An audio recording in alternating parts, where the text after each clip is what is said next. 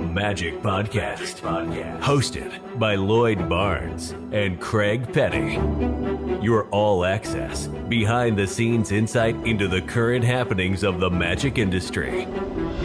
Where Craig and Lloyd will thrust themselves deep inside your ears every Wednesday to rant, dissect, and give you their raw and unfiltered views on the art of magic.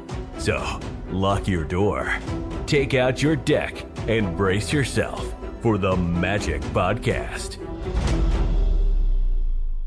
Welcome to the motherfucking podcast. And I say motherfucking in the first literal second of this podcast, so that inevitably the person who's sitting there going, oh, Craig and Lloyd said a bad word, they've got a reputation to uphold, and they shouldn't say mean things to the kids that are watching. This is what you're going to get on this podcast. Fuck off, fuck off, fuck off, fuck off, fuck off. If you don't like naughty words, fuck off. My mom in the words of Ted Karmanovich, fuck those kids. Yeah. My mom and dad said that always raised me that like you are not what you say, and that you can speak free. And this is how me and Lloyd speak. I'm sick of people going, oh, you said naughty word. I do so many other videos. Lloyd does so many other videos. Listen to one of these. And if you don't like naughty words, look at the big fucking black screen that comes up at the beginning where it says there are naughty words, and then go fuck yourself. Welcome to the Magic Podcast. I'm Craig. This is the mullet-headed, wife-beating motherfucker Lloyd Barnes, who's literally 2 weeks away from being a parody in some sort of trailer park. I mean, honestly, white t-shirt, mullet hair. Yeehaw! How you doing, buddy? You all right? I'm good, man. How the fuck are you? I'm good. Despite the opening to the podcast, I'm actually feeling pretty fucking good. As good as I can be, considering I'm in a situation where I'm constantly stressed. I've discovered that one of the best ways to alleviate that stress is to go to the gym. I've been going to the gym an awful lot, as you know. I'm trying to lose weight, and I've spent a lot of time on the punching bag. That's a good shout. Get rid of some of that pent up energy. That's very much helped. I feel better with that strategy. If I was you, I'd feel better because you're going to win against him, and he knows it. Everyone knows it, and so it's just a matter of time. One of those things. So just play it out. But man, it's look. No one can complain about the swearing, by the way, because we give them like 30 seconds of warnings before this kicks in. Oh yeah, yeah. They get lots of warnings. Yeah. But look, and it's not all about, people go, oh, they're swearing for sensationalism. No, we're swearing because I rang Lloyd earlier on today and I was like, yo, motherfucker, that's how we say. How the fuck are you? Yeah, exactly. That's kind of... I know people, it's so weird. Like people think that we're doing it to try and be edgy or cool, but it's just the way we talk off camera. The problem is most people have only ever seen us on like with our professional heads on. Yes. And I don't realize that to not talk normally would defeat the point of this podcast existing. But we covered this for ages. Anyway, let's get into the good stuff. I'm going to challenge you, first of all. Before we go any further, I'm challenging you next week. I'm going to do a video on this, by the way, on my own channel. But I have received from the Sleight Co my own fucking box of tricks. Yes, and there was stuff in there for Ryland and Thea that you didn't get, so you can fuck off, you little Welsh twat. So they love me as well. They love Ryland and Thea more, apparently, so that's good. But but the question is, do you love them? Oh my God, I got to tell you, the Slightly Twisted podcast is now my favorite podcast. Like I said, I've been going to the gym an awful lot more. And I've been listening to their podcast, and I've just listened to the latest episode the other day. It's brilliant, and they gave me an idea on that podcast. So, your box that you received from the Sleight Co has hot sauce in it. Yeah, and apparently it's hotter. Has what in it? Hot sauce. Hot sauce. Do you love them enough to actually wear the stuff they sent you though? Because I'm wearing this T-shirt, and look how sick it is. Look how sick. You see that? That class. Are you wearing yours? I'm just born to perform. No. Oh, okay. Oh, I see how it is. So you're not wearing it. Here's my little merch box from the Sleight Co, by the way. What else can I put on here? Potatoes. I got a thing in here. Let's see what else I got. You little motherfucker. Ah, shit. How do I open this? Oh, it's a mug. Kaylee might kill me, so I got the new mug. I've got Venom hot Now, sauce. this is the challenge. Right, listen, I've got a Sleight challenge for Co you. branded hot sauce. Jesus hmm Christ, these guys are doing it right. I've got a challenge for you. Do you want to hear the challenge? Yeah. You've got hot sauce, and apparently, according to their podcast, it's hotter than a motherfucker. I have the same Yeah. bottle of hot sauce next week, live on the podcast on YouTube. We do a hot sauce challenge. Whoa, look at that. It's like a deck holder or something. Don't How don't cool is don't this? don't don't don't don't change the subject. We do a Well, hot. look, all I'm saying is, oh my God, this is class. It is, isn't it? Look at all these stickers. Your card is you can change the Yeah, they box. do. They do all of the stickers. Have you How got is the this coins in branding there? Have you so got the good? coins in there?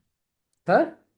There's coins. You should have seen some coins. I don't think he loves me that much. Well, here's the thing, man. I'm repping the goods right now, and you ain't. Well, there's two things that I want to do for the This is the Sleight Co. highest quality t-shirt I've ever seen, by the way. It's amazing, right? It's actually sick. I can't believe you're not repping it after they sent it to you. Well, I will do. But there's two things I want to do for the Sleight Co. Number one, I want to do a hot sauce challenge with you. Well, here's the thing. I think milk is spicy. Then game on. Don't hate the player, hate the game. Second of all, most importantly, he sent me these coins, which are incredible. And listening to the latest episode of their podcast, he hasn't had time to do a tutorial. He's got these ESP coins. I don't want to say anything. I want to do a video on it very, very soon. But I want Sleight Co to reach out to me because I want to film a tutorial for them. I don't want anything in return. I don't want any money. I don't want anything. I don't want anything other than this is such a good idea. I want to do a tutorial and get some live performances and do a trailer for their coins. And also the twisted version of Slightly Twisted podcast.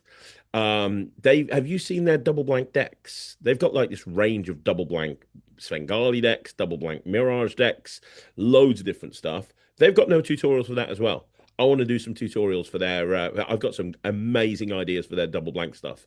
So again, I want to do some tutorials for them. I've got some wonderful ideas for both of their products, and I want to just put a tutorial together for them because they're new into this industry. They're trying to make a name for themselves, and I want to help. I think I can help, and I want to try and help them because I think these guys are awesome. Okay, that's a good idea. I think you should, and you are the best at doing that sort of thing. Yeah, I'm looking forward to it. So I'm going to reach out to them. I'm hoping to do it in the next week or so before I go to California. So there you go. But no, that t-shirt does look good. I didn't even notice the back design, but Yeah, it's incredible, isn't it? yeah. But outside of that, so we've raved enough about their incredible podcast. Look, I've been really busy the last few days, as you know. I've been like doing some stuff that to do with everything that's going on. But I'm obviously a card-carrying member of your Patreon. And I saw that you dropped a video where you did an interview with The underperforming hobbyist. It wasn't. It was like a casual podcast with Fred. So is it on your YouTube or was it just for Patreon? It's on my YouTube. It's on Fred's YouTube as well, and he like tagged me in. Oh, brilliant! But basically, Yeah. we were chatting, and it was like, and we'd be meshing back and forth, and we were like, fuck, we have a lot of like similar views on magic because neither of like you're a gigging magician, you're a professional magician. Me and him ain't professional magicians, and not at all. So we have a lot of similar views, and we were like, we should probably just like chat about it. So we did, and we did a thing, and it's awesome. I think it's awesome. It was like very, very like, two people who have a man crush on each other chatting about magic. It's basically the magic podcast without the word cunt. He's so amazing. He's so cool. I want to interview him on my channel. I want to do an interview with him. I really want to do an interview with him. Yeah, he's fascinating, man. Like I've never performed to a stranger, so I've never approached a stranger. I've performed to strangers, but it's never been me going up to someone saying, "Hey, can I show you a magic trick?" And so he set me a challenge of doing that. Because he does that. He's gone and done that from someone who didn't perform, and now he's like pushing himself to be like really uncomfortable and doing it. So that was my challenge off him. I was supposed to do it at the mechanic's place, the garage, but they were closing. So as I got there, they were locking the fucking doors. So I couldn't exactly go, by the way, can I show you a card trick? But I'm terrified. Like, I'm absolutely terrified. I'd rather do the hot sauce challenge than that, man. Man, we need to get you off to do a gig. You need to do a gig. Yeah. And technically, you haven't approached a stranger, but look, you lectured and got a standing ovation at the session convention. There were loads of people you didn't know in that audience. Yeah. The thing is, I don't know, like at a gig, I think I would be less worried because I could just go, hey, I've been asked to come here to do magic. Kind You of know, gives you've you kind of got permission. that like reasoning. Hmm. But a complete stranger like you, I've seen you a million times walk up to strangers at a bar and be like, "Hi, do you want to see some magic?" And Yeah, like, that's just that goes against my entire ethos of what magic should be like. It should, for me, the way I like to perform is it should be like you feel like there's nothing, you haven't got anything prepared. It's organic, it's spontaneous, and it comes up in conversation that you do magic, and you're like, oh, yeah, but I'm not going to do any. I'm not, I don't want to. And then you do something amazing, which is like something that you've planned and you've had to prep for and make something, and it gets like that crazy like champagne cork explosion moment. Um, and yeah, so doing like that, but I'm gonna do it. I'm gonna fucking do it. I just gotta pick my victim. I'm gonna suss out a victim. I'm gonna hunt them down. I'm gonna literally like do a research on someone and then pick them out. that sounds good. That sounds good. You're almost like a new Lloyd Barnes in 2026. I think you saying bye bye to Murphys. I think it's been good for you in so many different ways. It feels like you've revitalized yourself. I think that I know you were going through a lot of crap, but the last couple of years, I don't want to say you were going through the motions because you weren't, but you had so much going on with being a dad again and renovating a house and a bunch of other stuff that I know was out of your control. It feels like it just feels like you've fallen back in love with magic again. Yeah. Oh man, I'm a complete yeah. Basically, it got to the boiling point. I don't mean that in like a contentious term, but it's like when you start anyway, you take on a few projects and they're fresh and you've got clean direction or like you have a clean direction for yourself and what to do. And as time goes on, you add more projects and then things don't get finished in time. So that project stays behind. And it got to a point where there's just so many different things happening.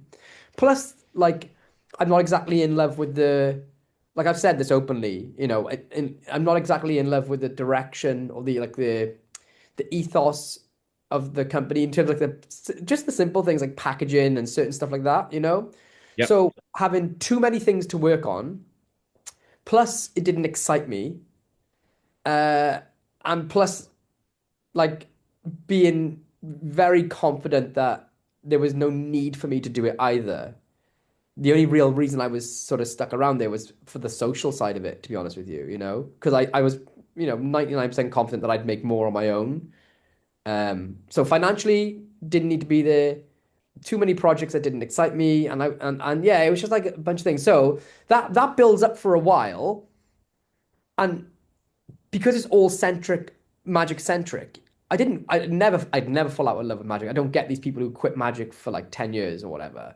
But if I found it, yeah. But you were still doing magic, right? I was You still have performing. all That's those the thing. A notebooks of lot of all the people say that, ideas. yeah, I was still working harder than ever before and performing more than ever Yeah, before. you were literally Doing doing it. magic, but like some people like quit. They're not, whatever.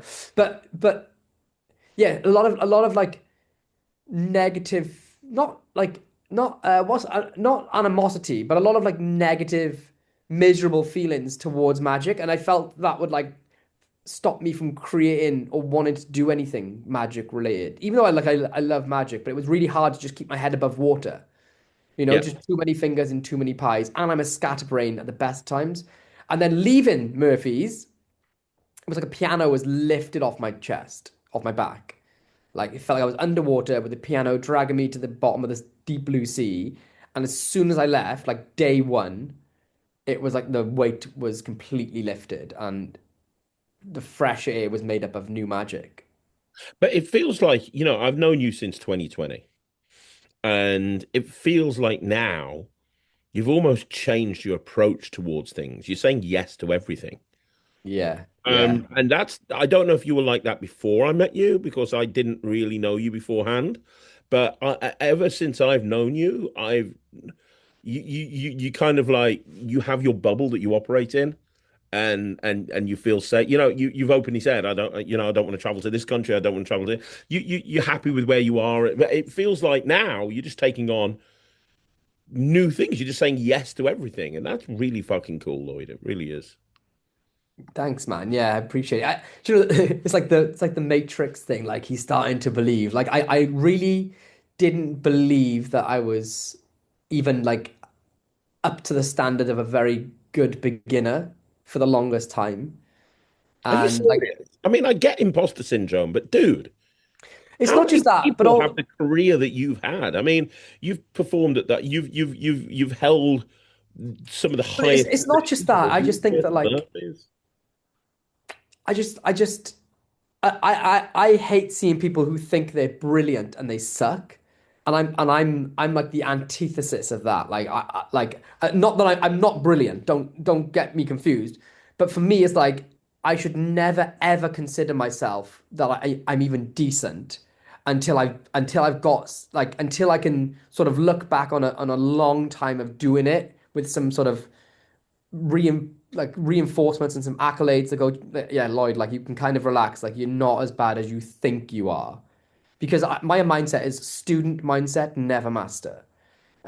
So like there's been a few things that have like taken place over the last handful of years that have been like, okay, Lloyd, like you're not as bad as you believe you are. I still need to keep myself in check though and say like, no, you're not good enough. In the moment I think I'm good enough is the moment I'll fail or I'm not good enough. And if anybody thinks they're just amazing and they're dope and there's nothing they can change, and you know from there that's the minute they go back to the beginning of being a day one amateur. You know, I so get it's like that, and you are I don't right. ever want to let my ego get too big or believe that I'm at a certain point. I'm the same as everyone else. You know, I'm just learning and I just want to get better all the time. But I do need to like give myself a bit of a break, I think, in terms of thinking that I absolutely suck. Because I don't think I suck completely anymore. I do suck, but not Yeah, that I've bad. always, one of the things when people want to like have a go at me about something, the first thing they'll say, or one of the first things, there's quite a few things they can pick on, but one of the first things they'll say is, "Oh, Craig's got a massive ego," and I'm like, "Why is that a problem?" If you want to be successful in any Yeah. industry, you've got to have an ego. Like just before I jumped on filming this podcast, somebody rang me who I'd emailed, who inquired for my services, and they rang me and they were like, "I've spoken to four magicians. You're shortlisted. Why should we book you?" Now, without an ego, how am I supposed to sell myself to those people? You know what I mean? And I ended up Yeah. taking the booking and getting the booking. And it's because I can very confidently turn around to them and say, I will come to your event and I guarantee you every single thing that you want to achieve through the use of hiring a magician, I will help you achieve that and then some. I'll have people coming up to you for weeks later talking about how amazing the magic is, and I'll do it in the most professional way that you could possibly imagine. And there's nobody who can touch me on that. Now, am I, But that's it. Your business relies on you giving your customers confidence. If you were to have the same attitude as I did, trying to hire out all these magicians around the world in entertainment, you know, as a agent sort of thing, you'd be fucking dead in the water. Like you have to have that approach. And do you know, I fully respect it when people because you're not going around saying you're a master magician. You're saying you're confident in your abilities. There's a complete yeah, difference, you know. I'm not gigging, so I'm only looking at I'm only judging myself by my criteria of like the master magicians out there. You know what I mean? yeah. Like not gigs, not like confidence for gigs. One of the most interesting conversations I ever had was with Jabrizzi, right? People hate Jabrizzi, and I got all the time in the world for him. You know, he said some some uh, some suspect things over the last couple of years, but What do you mean, he was like getting pretending he's dead in a hospital bed? yeah, but fucking social media, man. But he was really getting it from all angles when he was young and up and coming in the magic industry, and uh, and he was saying I'm the world's greatest magician everywhere, right? And I bet he was in Cardiff. I've told this story before. He was in Cardiff randomly doing filming for the BBC. They flew him over from Chicago. I was like, fuck, I'll come and hang out with you because I knew him anyway. So we were there. Um, he started performing at Azizi's restaurant. Best live performer I've ever seen. He had the entire restaurant circling. And I've said this before. You can go back and check the history books. And I've seen them all. Literally, the guy had the entire restaurant eaten out the palm of his hand. He was insane. And it was just off the back of like just me and him eating pizza.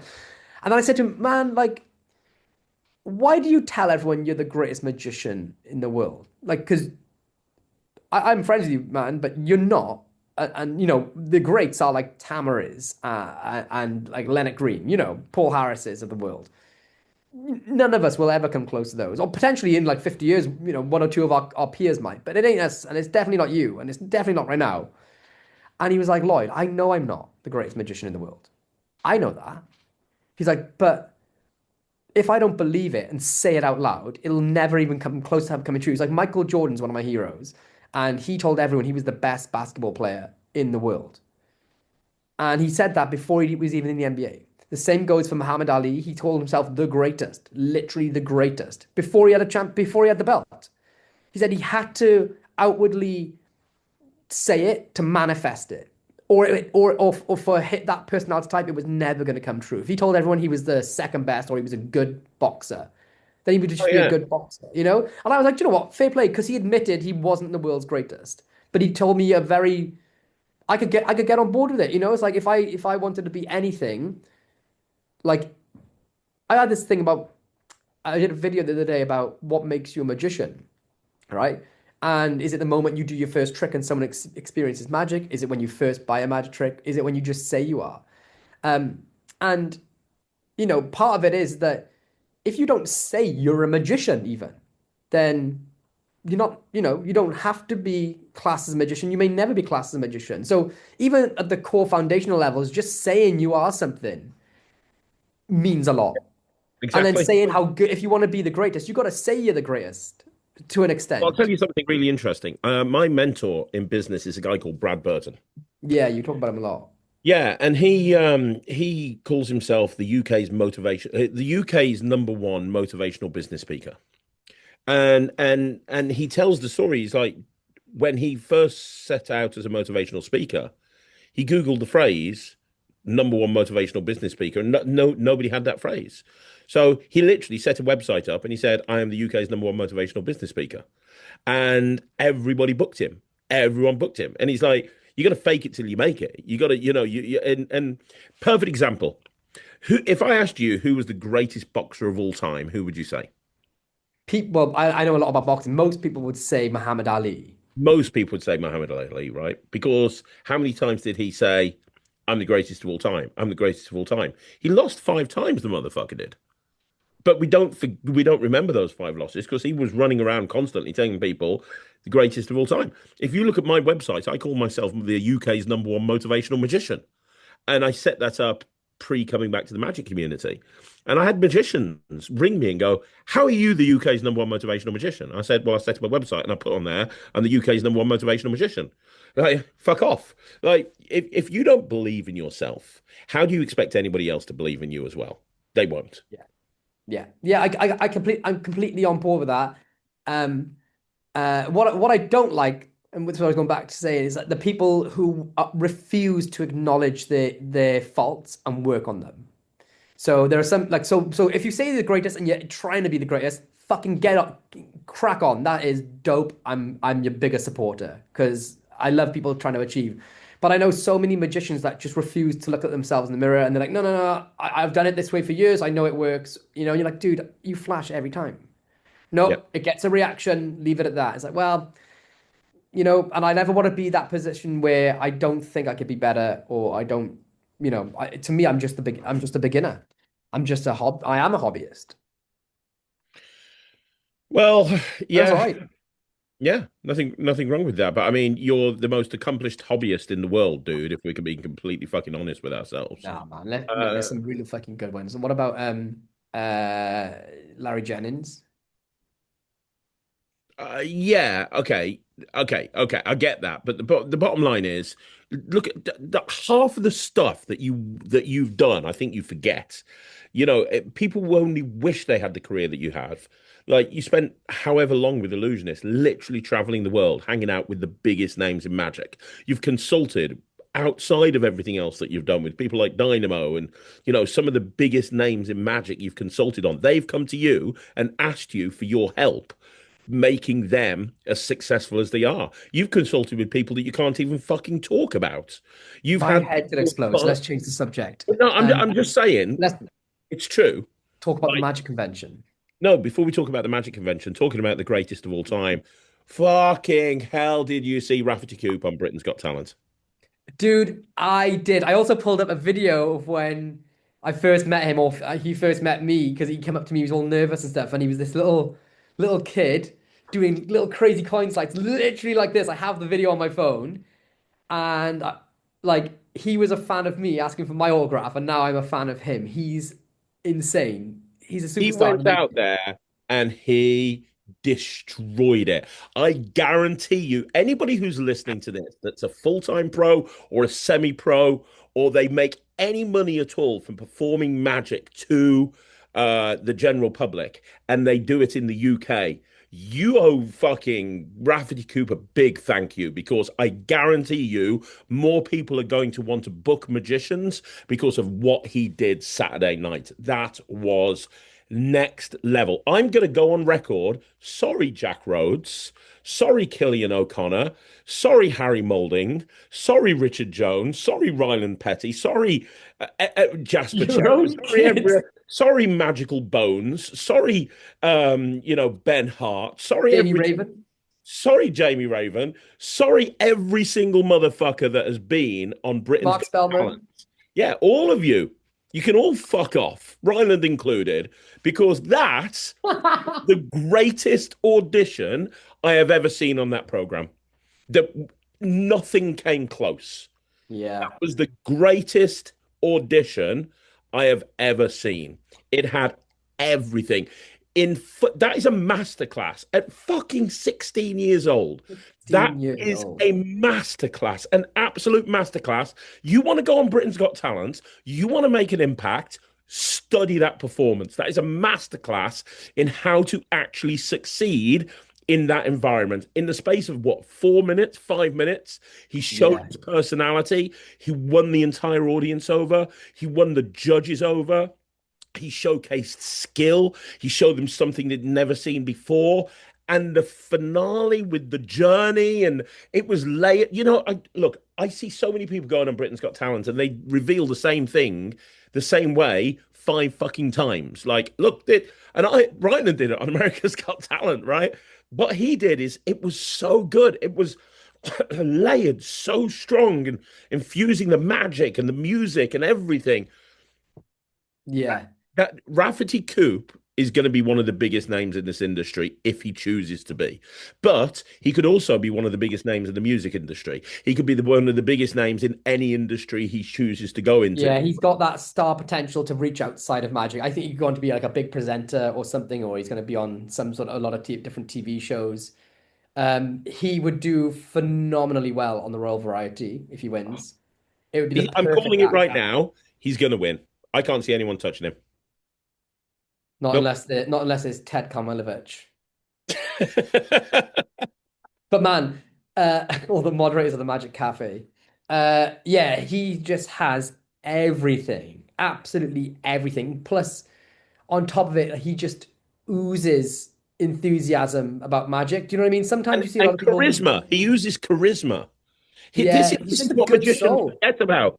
The whole point about being a successful magician is being likable. And I know people are going to go, well, you're not fucking likable, Craig. I'm not likable to you cunts, but I'm likable when I go to a fucking gig. They When you like have to me. pretend to be. You can all fuck off, but I'm likable when I need to be. But like he's got that likability factor. He's got that charisma. He's just got it. And you know what? You're right. When he got the golden buzzer, I have never seen a reaction like that to that golden buzzer. He Yeah. genuinely, it meant so much to him. It meant he wasn't doing that for politicking or to get a leg up. He just wanted to share magic, and he wasn't expecting that at all. And it was just so good. It was so fucking good. Yeah, he's literally phenomenal, and I think he's going to be a superstar. This is just the very start for him. But the thing about it was that I can't watch many magic performances, so I don't know if you're like me, but I struggle so hard to watch people perform magic because most magicians are they just make it. I don't know. There's something about it where the connection or it just feels very cringe and very awkward until they win the audience over. Um, he didn't have that at all. And that for me is normally the biggest indicator when someone's going to do exceptionally well.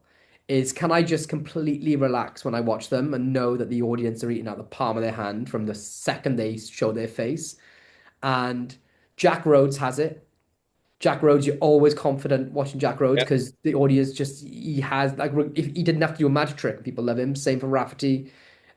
Kieran Johnson is another one. yeah, People just instantly he's just this complete like enigma to them.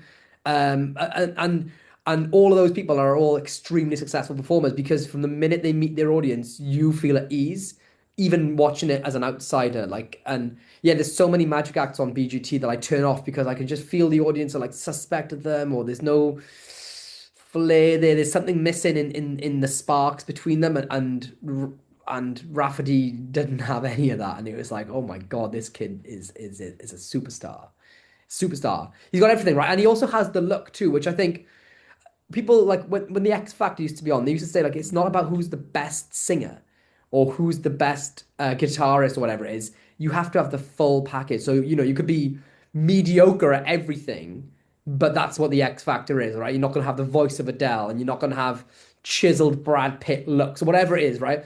But I think with BGT, Rafty's got everything. He's 6'4". He's young, which means they can build an entire career for him. Like decades of performing. He's got the look. He's like a good looking. He looks like, I don't know, like a young Harry Styles or something.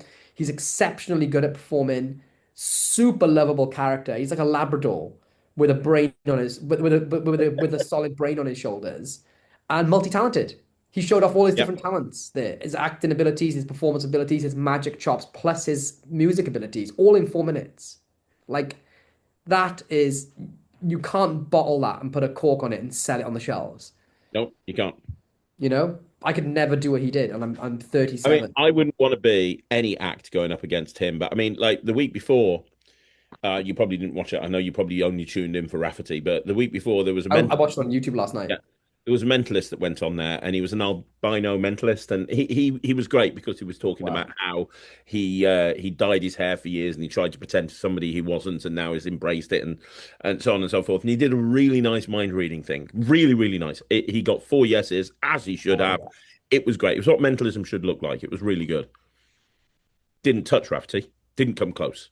Like I'd not seen any act on this year's BGT, regardless of genre, that comes close to touching Rafferty Coope. Wow. I think what it is, right, is certain competitions for certain people. Like it always pisses everyone off when a singer wins BGT because like, well, there's singing competitions out there. This is the one show which is supposed to be for talents outside of talents that are not your typical singing or dancing. Yeah, Um, and I think like with a show specifically like BGT, they're looking for that. It's the X factor of talent shows, which is somebody who's got a bit of everything. yeah. So that Mentalist might have been incredible, but maybe not the right. And you'd win any other show outright, but maybe not having. I don't know who it is, but maybe he didn't have the full package there because Raf brought it all. Yeah. Like he brought it all, took everyone else's, wrapped it up, put a bow on it, and give it right back to them, and was like, Yeah. like I don't know. But of course, I'm saying that I haven't seen any of the other acts. The only people that I think could be him would be, uh, you always get like a singer randomly wins, and it's like, what the fuck, you've got this singing contest. I don't think singers should be in there at all. Like potentially opera or like yodelers, they're like fringe singers. Yodelers. Yodeling. There was a yodeler on there, so that's why I say it. But I really don't think they should have like just typical singers and rappers on there. Um, Dancers, I suppose, because it's not you couldn't audition on the X Factor for that, but they do have dance contest shows. But generally, the only people that sort of like who beat Jack Rhodes wasn't it a singer like a just a normal singer that It beat was Jack a Rhodes, singer or something. I can't remember. Yeah. and then it was like already established. Ironically, I can't remember. I cannot remember, but I know I who think it came. was somebody who was already an established singer that had like a full career or semi-career behind them, which is like, it's kind of, I think the problem is that everyone who's like so many people who have got a talent have been on that show, and I know that they send emails out to thousands of people to get them on there. So if they said, hey, if you've already got a career, don't join the show, then they wouldn't have many people to showcase. No. But I do think there should be some sort of rule in place, which is like, look, maybe we have you on here just to Like they don't need to have 100,000 people auditioning. They could have 1,000 people auditioning and say like, if you already have a career, we'll give you a spotlight. We'll talk about you, but you can't get, there's only so far you can get in the contest. Because like Jack was a nuclear engineer up until he joined the show, right? Yeah. So he didn't have a pre-established career as a magician on stage. Rafferty's 16 years old. He's not even in the I he's not do even in the get proper that, magic but I circle mean, yet. you look at somebody you mentioned him before. You look at somebody like Jamie Raven. Jamie was unless I'm wrong, but I don't think I am. Jamie was like a jobbing close-up magician before he went BGT. He was just like a Yeah. close-up guy, and then going on Britain's Got Talent launched him into stage and a completely different type of magic. You look at Richard Jones. Richard Jones was doing a lot of close-up magic. He won Britain's Got Talent, and now he's touring with his own show. And I think that it's okay to go on there as a pro if you're struggling to get to that level that you want to be at, and you kind of stuck in a rut and you can't get there and you think this is jumping off points, because what they're doing now and what they did before they went on are two completely different things. Being a wedding close-up magician, and there's nothing wrong with that, I do that, but being a wedding close-up magician and going and constantly touring all year round with your own tour and traveling all over the world Oh, doing your own stage show, it's a world of difference. It's almost like a completely different, you could almost say, well, they don't do that and that's where they want to be. yeah. Yeah, it's a completely different world. Like, and it'd be the same as like, if somebody was just doing singing in a pub and then went on to do like proper stage production shows. I get that. But I think the person who like beat Jack, I'm sure it came out that like they were the voice of like somebody in like a Disney movie or some shit as well. Like, and they had a Really. Broadway. Yeah. Yeah, it was like, oh, okay. I don't know. I don't know. But I think, yeah, keep talent shows, talent shows. I digress though, right? Because uh, we should do a whole special on Raf and get him on here. Oh yeah, we I think should. he'd be loud, but we wouldn't be able to swear. We need to talk Yes. about the Magic Podcast Convention. It's It's super booked, important. motherfuckers. It is booked. I've booked it. It's We done. booked the date. The dates have been altered from what we originally said, though, because they're refurbishing the theatre. So, do you want to explain, Craig? So And then it's you can going take to all the flak be, for it. yeah, it's going to be on the 15th and the 16th of August. So it's going to be a summer thing. We're going to try it out in the summer and see how it goes. 15th and 16th of August. It's going to be taking place in a wonderful little theatre in the Midlands. The theatre is called the Rugeley Rose Theatre, which is a wonderful little theatre that I've used before. If anyone saw the Magic and Mischief show that I put on earlier this year, it took place there, the Rugeley Rose Theatre. Now, let me tell you, I'm just trying to punch up something so How I do you can spell tell. Rugeley? Is it spelled like R-O-G? Rugley. Say it again. R Rugley, I believe it is.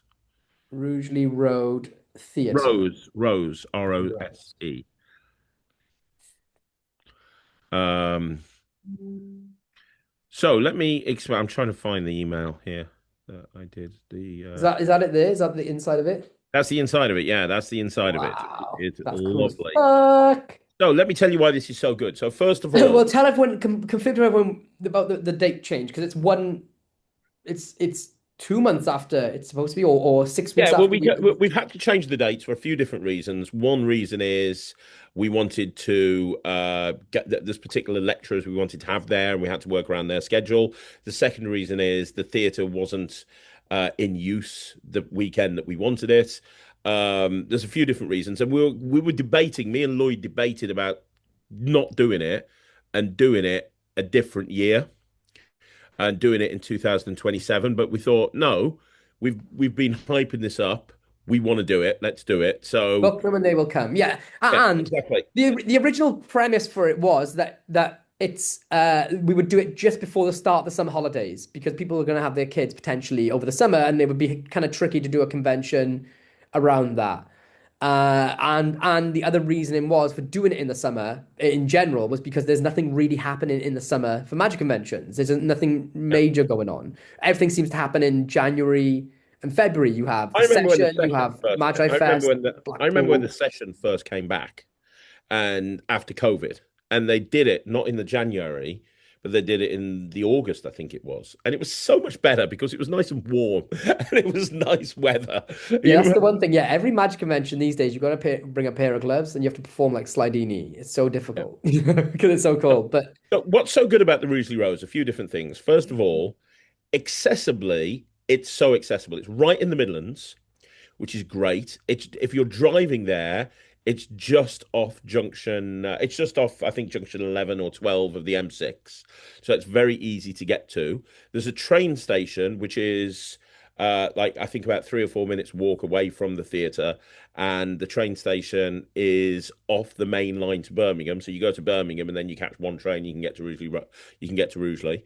It's so it's very, very accessible. Rugeley itself, the theatre is right next to Rugeley Centre, which means you're only a couple of minutes walk away from shops and bars and restaurants and so on and so forth. It's got a massive car park, so you're driving in, it's not a problem. There's 2 or 3 really great cheap hotels nearby, and I'm going to be reaching out to those hotels and seeing if we can do a little bit of a discount package. And that's my job this week. But the actual theatre itself, we've got it literally booked all day Saturday, all day Sunday. So we've got it all day Saturday, all day Sunday. But what's great about the theatre is, first of all, it's got a massive bar area. And we're going to have the bar open all day, all evening. And there's loads of tables to session on. There is a massive area where people can sit down and session and chat, and which is amazing. Second of all, there's a separate room, which is perfect for the dealer room. We could easily fit, like 10 or 12 dealers in there and have the dealer tables in there. So if you're a dealer and you're listening to this, please get in touch. So we've got a dealer section, which is great. But the best thing is the picture that Lloyd just showed you. It's got a theatre. We have a technician that's going to be there all through the Saturday, all through the Sunday, and it's tiered seating, and the actual theatre has a massive drop down screen, and we've got video projection that we can put up on there and everything, which is just perfect. So the sound system in there is brilliant. It's going to be the best way to see a lecture, because unlike some places that you go to where you're literally on a flat, that's not that. It's tiered seating with a massive projection screen behind, so you're going to be able to see absolutely everything. I don't think people realize just how fucking important that is to be viewed to have the angle going down towards the lecturer, not looking up at them from the underside of the table. It changes it entirely. Yep, and that's what we're going to Plus, have. we'll be having orbital lectures where some of us lecturers are going to be out in the bar area in the time in between lectures, and literally having a set of like 4 or 5 tricks that people can come and gather around us. We'll have a little like lanyard that says orbital lecture happening, or a t-shirt so you can spot us, and you can just come and like do magic dogging, where you just walk up and you look over our shoulder and watch us perform orally sometimes for each other. But we'll be performing tricks in a close-up setting. We're calling it orbital lectures. It'll be close-up tricks, and we'll perform a few tricks and then teach them within that short space of time. And then we'll swap and go to a new group and do that consistently throughout the day, which is something really interesting, which I've never really seen done before. And I might be wrong because there's nothing new under the sun. But this is a really exciting, interesting thing, where, like, for me, some of my best memories in any magic convention is sitting down with pros and having them jam and session right in front of us. And that would be better than all the lectures put together, So Yeah. unfortunately, you're not getting pros with me or Craig. You're just getting me and Craig, but we will show you some cool tricks, and then you get the opportunity to one-up us, which will easily be done, which will be even better. And we are going to where me and Lloyd need to work out the schedule, but it's going to be basically over 2 days, all day Saturday, all day Sunday. We're going to have a show on the Saturday evening. We've got the theatre all the way through to Sunday night, so we could do a show on the Sunday night as well. I think we should, but that's something me and Lloyd need to discuss. We've definitely got the capacity there because we have the venue for 2 days with a technician, with the theatre. So we could very easily do a show on the Saturday and a show on the Sunday. And yeah, it's going to be amazing. We're going to be hopefully putting the schedule together for next week. So next week we're going to be able to tell you the schedule. and give you a little bit more information about exactly what's happening and what's gone. We know who the lecturers are. I think we just need to confirm it with them first. So the first time they hear about because this, we have changed the date by 6 weeks. yeah, exactly. Um, but yeah, I mean, we've got people that are literally demanding to be a part of this convention. Like everybody who's lecturing, we've not actually reached out to them. They've like reached out to us, which is amazing. And look, here's the thing: is this going to be as organized as Blackpool? Is it fun? Nope. Is Is it this going to be as good as a session? Nope. Is it Nope. going to be fun? Probably not. But will it be shit? Absolutely. Yeah, That I absolutely. And I can can guarantee you. guarantee you one thing: there will be no fucking of kids at this convention. Facts. Exactly. Facts. And that's all you want to come for. Right. Let's talk about pricing and confirm the dates again. I haven't talked about pricing with you. What's the pricing? Let's just do it as cheap as chips. Just do it now. Oh, Jesus fucking Christ. Right, okay. Let's just do it now. Go on. What are we charging for a ticket? 2 days. Two day convention. Two gala shows, 2 day convention, at least four lecturers. Four lecturers, not including you and me. Yeah, four, I think. At least four currently lecturers. But well, and then so you there'll and be me, six that's lectures at obviously least over the 2 days because me and you are doing it as well. as well as the orbital lectures, as well as close up and live close up and stuff like that. A gala show in the evening, which will just be you in a suit that's too tight for you, waddling around a box, which will be hilarious. Can we throw? Oh my God, can we throw eggs at you on stage? God. That would be the best thing ever. The fuck you lecture, the fuck you show. But yeah, it's gonna be loads of fun. I don't know. I just think keep it simple. 50 quid, 2 days, 50 quid. Okay. Yeah. I know it's 50 quid. Okay. at least yeah for the first year. Yeah. We don't want to make money on this. That's all. I don't need Thing money is, if to it's fight shit, an no one can international complain at court that case. price. And if it's good, then people will come back next year. We can price it properly. Yeah, 50 quid. Let's do 50 quid. Fucking hell, why not? 50 We quid. said it now. I'm not interested in any money off it. So Yeah. And also, by the way, if you did want to come along with your family, like sometimes people like I always go to conventions with my family. If you like don't want to like take the weekend away because it's the summer holidays or whatever, Rugeley is a lovely place. It's right in Staffordshire. You've got Cannock Chase nearby. You're one train line away from Birmingham, where you've got the Cadbury World, and you've got like Alton Towers. Alton Towers is literally 20 minutes drive down the road.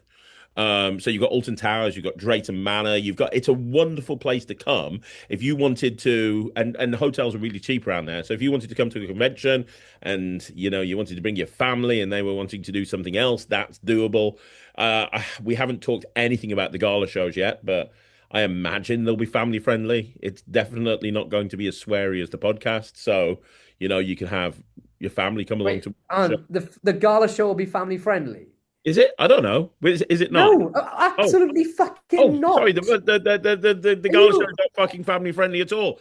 Don't fucking have the kids there in any way, shape, or form. I don't know. We hadn't even spoken about that. No, it's not family friendly. We'll be drawing cocks on each other and shagging sheep on stage and bringing up blow up sheep dolls and stuff like that. I don't know. Stuff will be happening. So, if you want to get tickets, because I've just lost Lloyd, he's obviously deep in conversation. Sorry, my dog is outside and Kate, the baby's sleeping, and I've got to let my dog in 2 seconds. So 50 quid, what are the dates again? Okay, so the dates, and it's this level of organization that we will be bringing to the Magic Convention. This level of organization, right here, what you see, this is what to expect. It's going to fuck's sake. Oh, I can't swear it because my neighbors are out. Charlie, come on then. Come on. It's gonna be. Right, he's not coming. Fucking freezing. Don't! You can't leave your little dog out there. Yeah, but I'm calling him, but he won't come to me. I'll have to go. Go get him. Right, I'll get him. Right, go get him. Go get him. So, it's the 15th and the 16th of August. The website.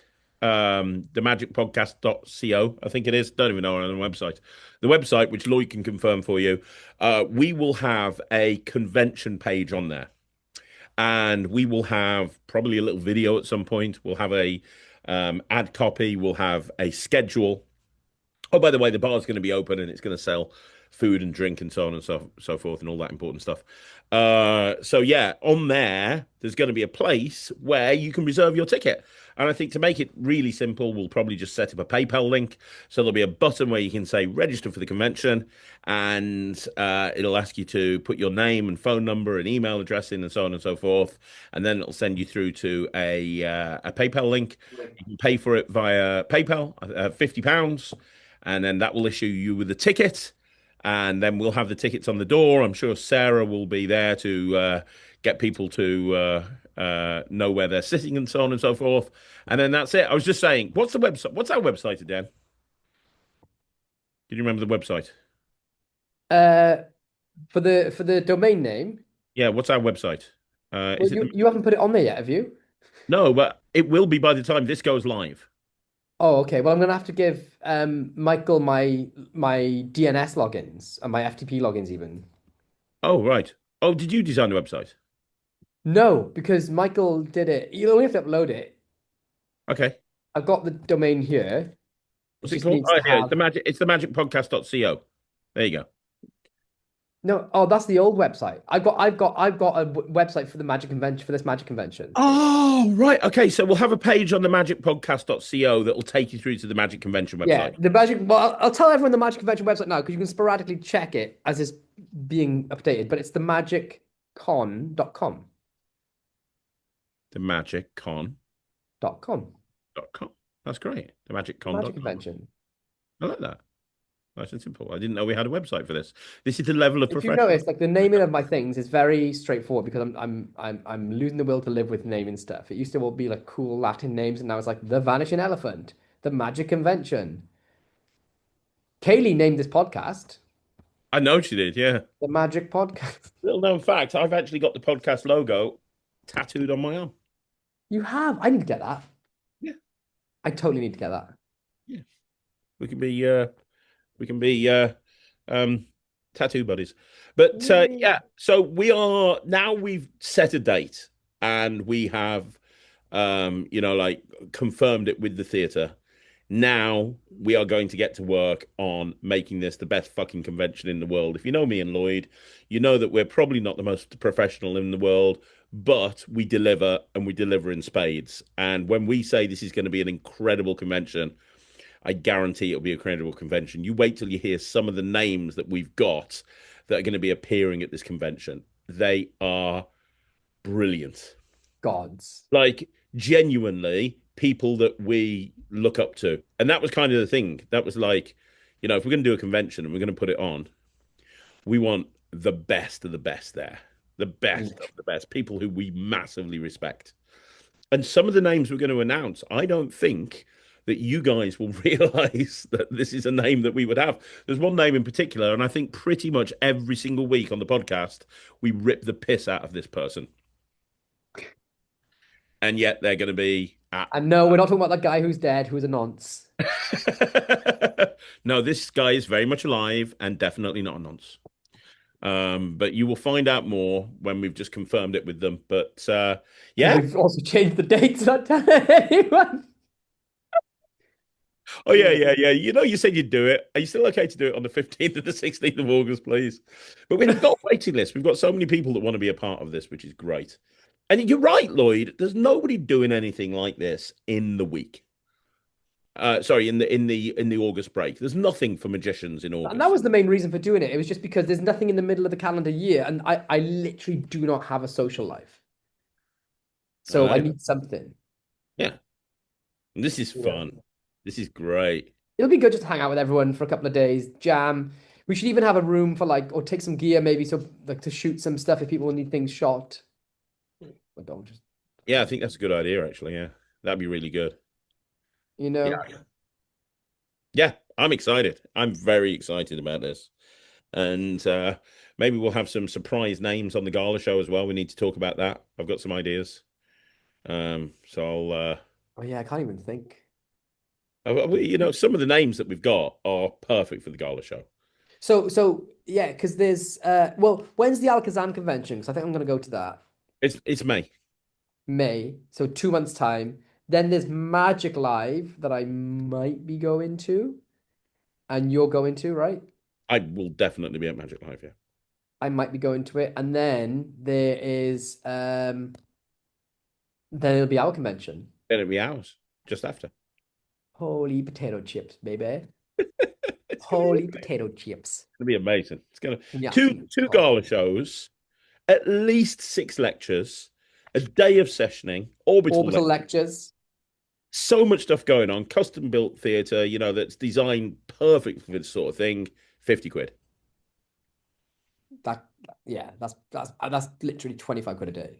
Yeah, that's Do we do ridiculous. day tickets as well? Someone wants to come for one day, it's like 25. Or but it should be like we should do some sort of clever pricing where it's like 30 quid each day or 50 quid for the weekend. At least then it looks like we're not underselling ourselves. Okay, 30 quid each day, 50 quid for the weekend. Let's do that. It just means there's one more PayPal link I have to set up, Lloyd. Thanks for that. Fuck off. You ain't gonna do it.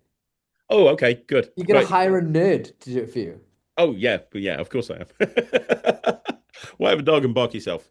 No, well, you haven't got a dog. He's freezing outside. No, I've got him in now. There's Charlie Boy. He's just chilling on the sofa. Is he feeling better? Because he was ill, wasn't he? He had another leg surgery. He had his kneecap replaced or something. Shit. Is he okay? Because he looks like he's dead over there. Oh yeah, I mean like only inside he's dead, but he's a dog that hates going for walks. He just wants to eat himself to death like constantly. So and he can't because otherwise he'll die. So I'd be miserable too if there's only one thing that I wanted to do and I wasn't allowed to do it, that'd make me pretty sad. So I get it. So we will make more of an announcement about this next week, but keep checking the website and we'll get it live. We'll get it up. We'll get it up and running. But yeah, it's exciting news. Exciting news. I'm really excited. Hopefully, I've never seen something so piss poorly organized this, but it's Wayne's World, man. We should call it the Wayne's World convention. Like book them and they will come. It's just we're gonna be there for 2 days. It's on brand for us, right? It's the sort of thing that we do. We aren't, this podcast went away for 2 years, and we only bought it back when we had something to sell, and yet still everybody wants to listen to.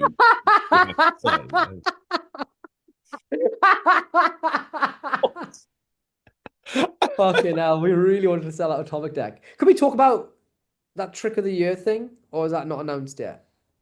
Which trick of the year? No, we can't. We can't announce it yet because it's not been announced. All right. You can't blow your load too early, Lloyd. Yeah. Story of my life. Story of my life. Story of my life. Hold off for a bit. Should we have a rule? No Yigal Masikas allowed at our convention. Oh, fucking 2, right? Yeah. Anyone like the Anish Kapoor thing with the world's blackest paint. Anyone can buy this paint except for Anish Kapoor.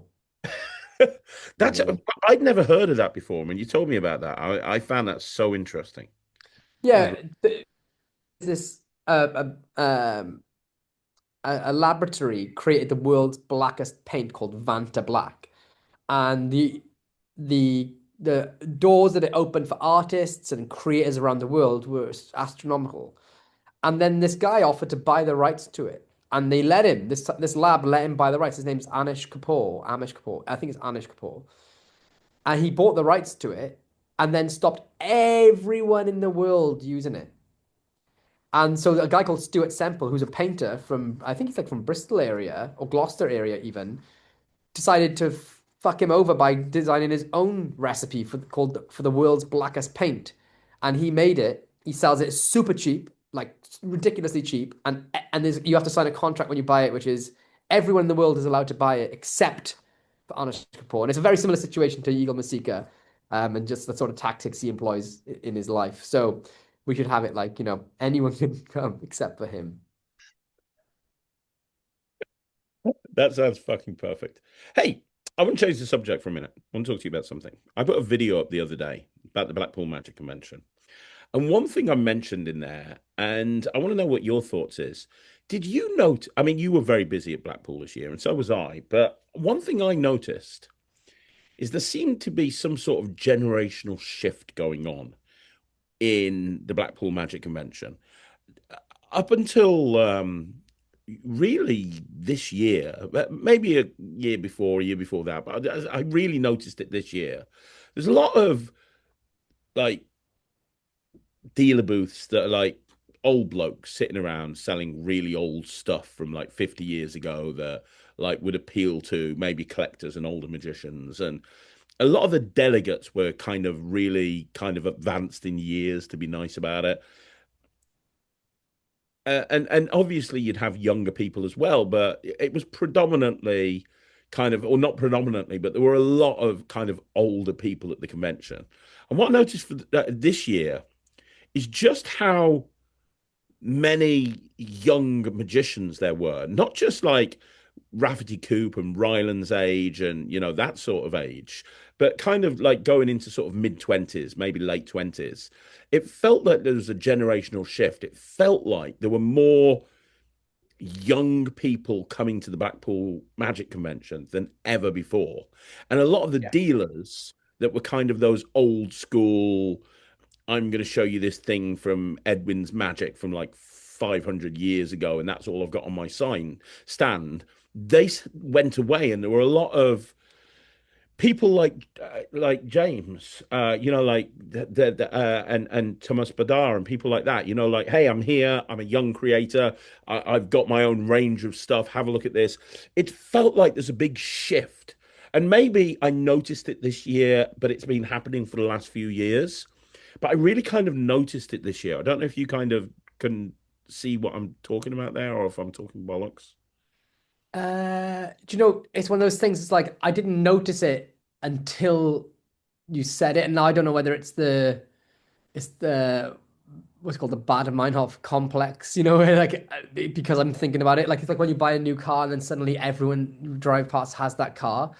Um, but yeah, thinking about it, it definitely felt like,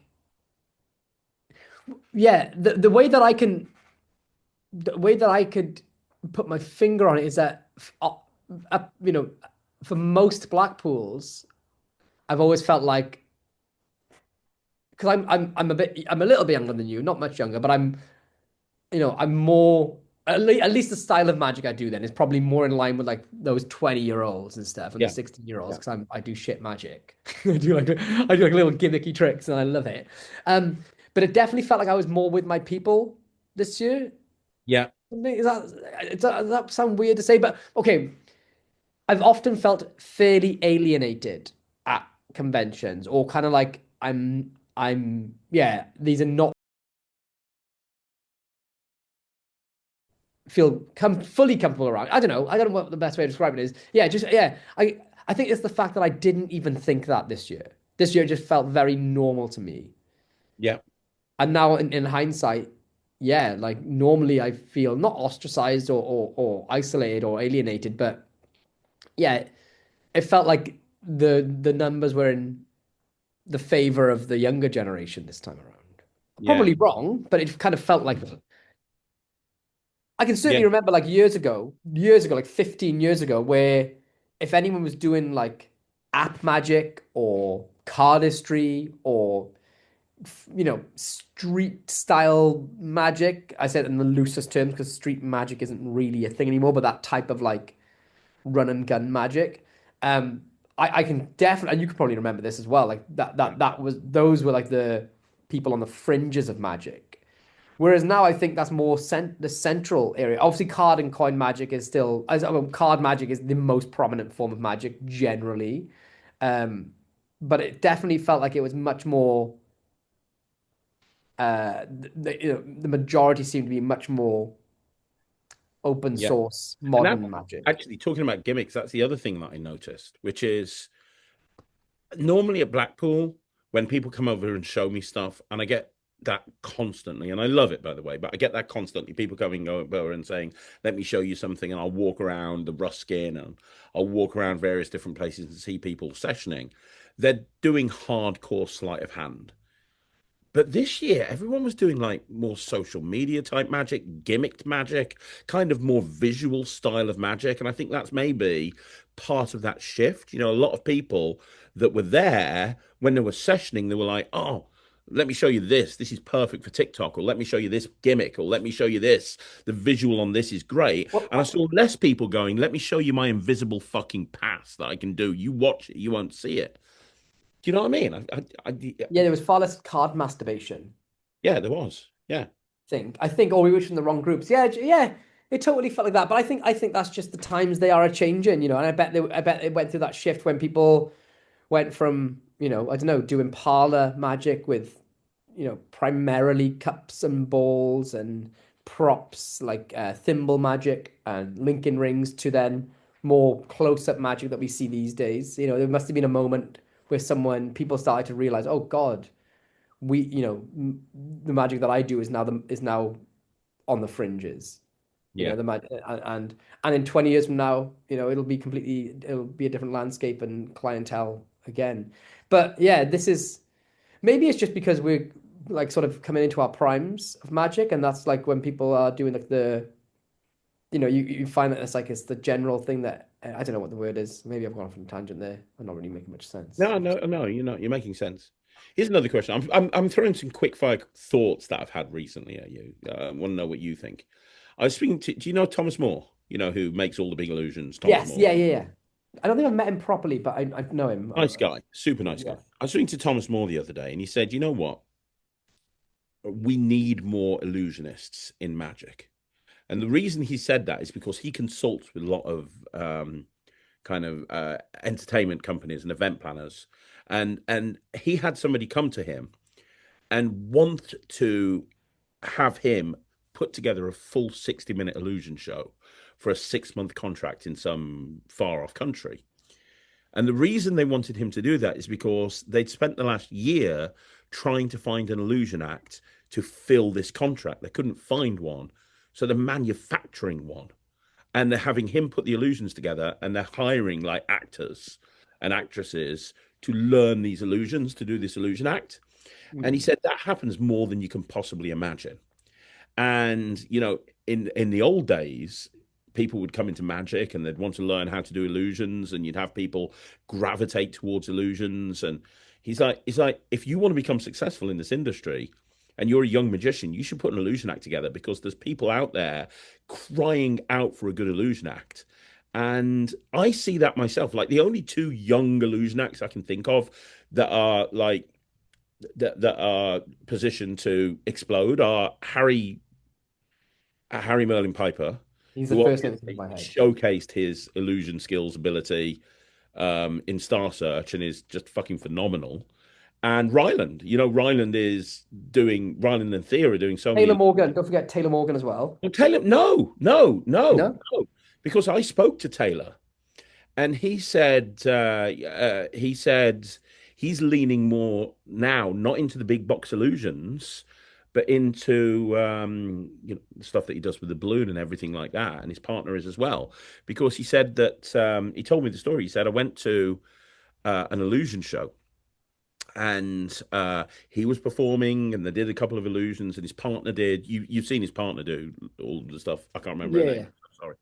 And he said afterwards, people were coming up to me, and even though she was doing some incredible magic, he was having people coming up to me saying, "Oh, you're amazing, and so was your assistant."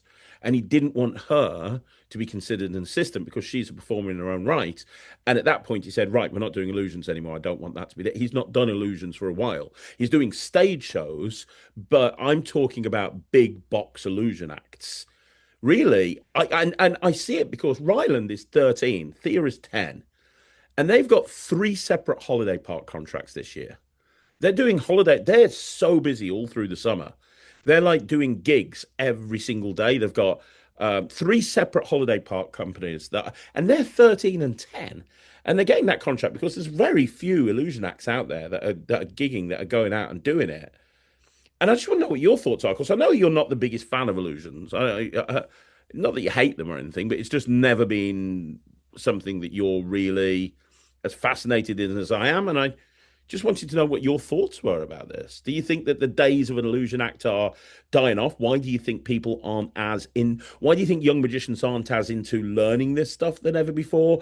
It's just an interesting thing to talk about. Yeah, I would hazard a guess at, I think there was never really a time where, well, yeah, I kind of feel like there was a time where illusions were kind of cool. Like, before, David Copperfield was a household name, mega A-list celebrity. I don't want to talk about whatever's going on in his life at the minute, but he was like married to like all these models or whatever. You know what I mean? He was like known as like I don't know. I would assume in a strange sense he was like, well, from point of view of like people that like he was like a bit of a hunk in a sense. I don't know, like you know what I mean? Yeah. He wouldn't be laughed at if he walked into a fucking room. And then No. there was Chris Angel. He was like, didn't he like date like Cameron Diaz and stuff? And you know what I mean? There was a time where like in my head, illusionists had the same style and dress sense back in like the 80s and the 70s as the rock stars. They all had like those big perm haircuts, those big like collar things, and if you look at a photo, aside from holding a deck of cards, you often couldn't separate if they were a big box illusionist or a fucking rock star. Do you know what Yeah. I mean? Just by aesthetic alone, and also yeah, that um and I think the world of social media has put people so on edge of being made fun of that I see like a lot of like artistic expression in terms of like characterization dying out. I feel like that. So I, if somebody was to put themselves out there, especially starting off trying to become an illusionist these days, you'd go on Instagram and they'd be torn to shreds if they weren't very good, or if they made a mistake, or they didn't have their look down properly. And you don't see that much like back in like the early 2000s, the 90s, the 80s, rock ruled the world, right? Nowadays it's very generic safe pop is like the thing that most of the kids listen to, or very generic, nothing really deep. Obviously there's rock out there still, and it's still like if you seek it you shall find it, Circa Trova and all that. um but it seems like, I mean, there's literally a graph for music anyway that shows like back as far as the 50s and beyond, the difference in songs that were in the charts, like the actual sounds difference was like so sporadic and it was so like anomalous or whatever. And now they look at like the beat and the chord variation and everything. Like it kind of, this graph goes from like everything was wild and different and chaotic and crazy, and now the graph for how unique and individual songs even sound is just very like straight line. And I kind of feel like that in general sort of represents the world we live in a sense that like I potentially, and I don't think people are as daring with their art potentially these days. Like I think like if somebody was to be an illusionist, I think it would take a, I don't know. I don't know. I just feel like it's not as cool as it potentially was at some point, Yeah. and it would be much harder to break through that like confidence building barrier now, because like back then, I suppose you could be an illusionist, right? You could train to be an illusionist. You could go and do a local show, or you could go and do a few theaters. And if you decided, you know what, that weren't for me, you could safely get away without anybody knowing. Nowadays, if you put yourself out there, that is carbon stamped into social history, like online history. Like anything you do these days is there forever. And then the worst. So if somebody went up there and they made, you know what I mean, like that's the thing, right? And I think that holds people back so much from putting themselves out there or being artistic or sharing something, is because you can't put the toothpaste back in the tube anymore. Yeah. You can't bury the lead on it, and I think for that, like Harry is fantastic, and he's had such a great beginning because his father and the theater they own, he's been brought up in that environment, in that world. His talents have really been fostered, and he's come up probably never, like Ryland in a sense, like he's never really known what it's like to have stage fright. Potentially, I'm speaking on behalf of him, so I might be wrong, but for the large majority, like if a kid from my like council estate that I live in wanted to be an illusionist here, good luck. They're gonna get bullied for sure. They're gonna get laughed at online for sure. And that's not me doing it. I'm saying like that's the kind of world we live in. Whereas maybe 30 years ago, Like they could have gone off to South England somewhere and tried their hand at it, and nobody from their hometown would ever know. You know, you could safely sort of dip your toe into those waters, grind your teeth, cut your teeth a little bit, and then come back being an awesome. You know, not necessarily that is the facts of life or anything, but I feel like these days it's a little bit more. It's just a bigger leap to take because once it's like, okay, I'm going to be an illusionist. I've got to get tickets to my show, got to put it online, and it's suddenly like, and if it doesn't fit or work for you or you didn't enjoy it, it's kind of like you're fucking stuck with it, and that's the the thing you'll be given, Yeah. the moniker you'll be given. I don't know. What do you think, man? I don't know. I think part of it as well is it's a very difficult thing to get into. Like illusions aren't cheap. And you can buy the Yeah. blueprints and make it, but that requires a certain level of skill that I haven't got. But then even when you've built the illusions, it's not like you can just, like you want to become a stage magician, you want to start doing card manipulation, for example, you need a drawer to put your playing cards in. You want to become an illusionist, you're going to need a lockup very, very quickly because this stuff is not small. Then when you go to a gig, you can't go on the train. Let's say you're a young magician, you're 15, 16, 17 years old, and you don't drive. You want to do a close-up job, you can go on the train. You can get a lift from your parents. You want to do an illusion show, well, all of a sudden now you've got to factor in a van. Then you need somebody to put in the box, which, Harry has his sister, Ryland has his sister. If you haven't got Tyler fucks his sister. Tyler does fuck his sister. If you ain't got a sister to go and shove in a box, then now you then have to find someone to put in a box. Tyler And likes to shove it in his sister's box. So, Tyler Lunsford, big love. I'd love to see that illusion show. That would be interesting. But logistically, it's a pain in the ass. You've got to have somebody trained up. They've got to be available at all times in case you get a gig. The transportation thing is an issue. Buying the illusions is not cheap. To buy a decent illusion, you're looking at like about £1,000 unless you can get one secondhand, and then it's probably going to need to be refurbed. So I think there's a barrier to entry with it as well. Why do so many people do card tricks? Because card tricks are very inexpensive to learn. You just buy a pack of cards and you switch on YouTube. You want to become an illusionist, it becomes more expensive. I think that's probably. I would wager though, in terms of like, for argument's sake, that's the barrier of entry has always been the same. That hasn't really changed. It's still difficult to get it was always difficult to get your props. Yeah. Expensive. The travel issue, if not, was harder back then, right? More people have cars now than ever before. Also, the other thing is then something that has changed. There's less places to learn to be bad now than ever before. Back in the day, when I was first coming up, there were so many places that you could go and suck at and learn to get better because you're never going to be an amazing. You've definitely been to some places you can suck at. Oh yeah. I sucked for a very long time. Glory hole of life, my friend. But working men's clubs and everything, they've all but disappeared now. So the places that you go and perform, and this is stage in general, but the places that you go and perform on stage now are like holiday parks and cruise liners and places like that. You kind of have to be good when you get there. You've got to be good. You be booked. Yeah, every Ents team is going to rate you, and if you don't do a good job, they're not going to have you back again. So now, where are you going to practice this stuff? Where are you going to do this stuff? Where are you going to work this material in? There's a young magician that lives in Kidderminster. His name's Max. He goes by Chaos Magic.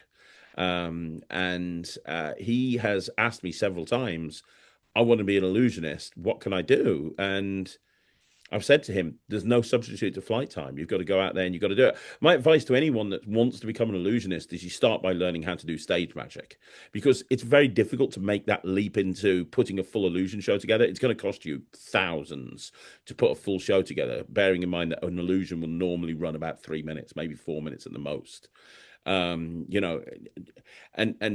he said to me, I want, he gave me a list of stuff that Ryland does in his show, and he wanted to get that. And I was like, well, you can get it, but where are you going to learn to do it? I'm like, you got to remember, Ryland, when he first started doing shows on stage, I gave him an egg bag. I gave him a set of cups and balls and some linking rings. I'm like, fucking go for your life, mate.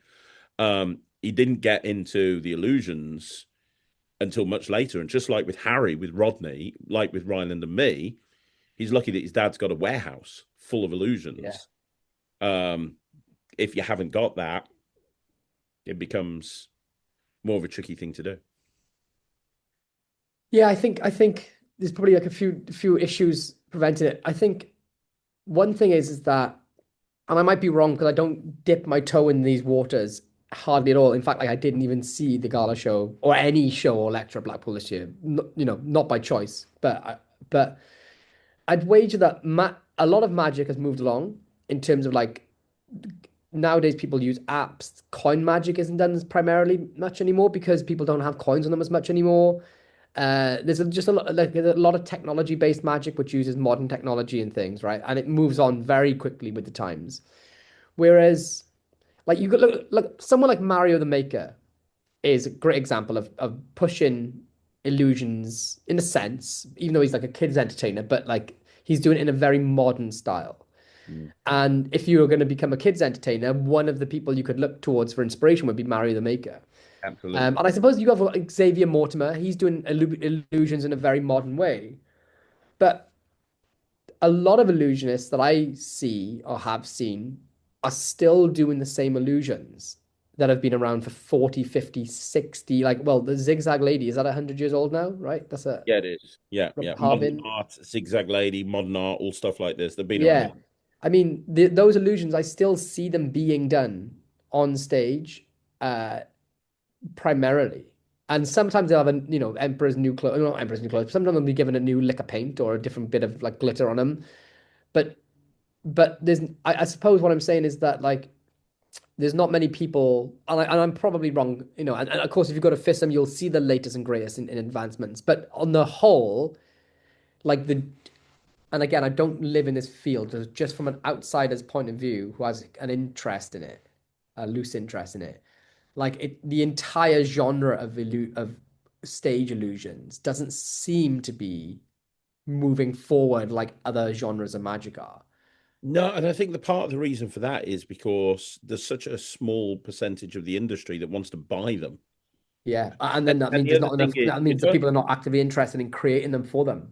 exactly. And the other thing is that if you're going down the route of stock bought illusions, you're probably not going to change your show around that much. Like, No.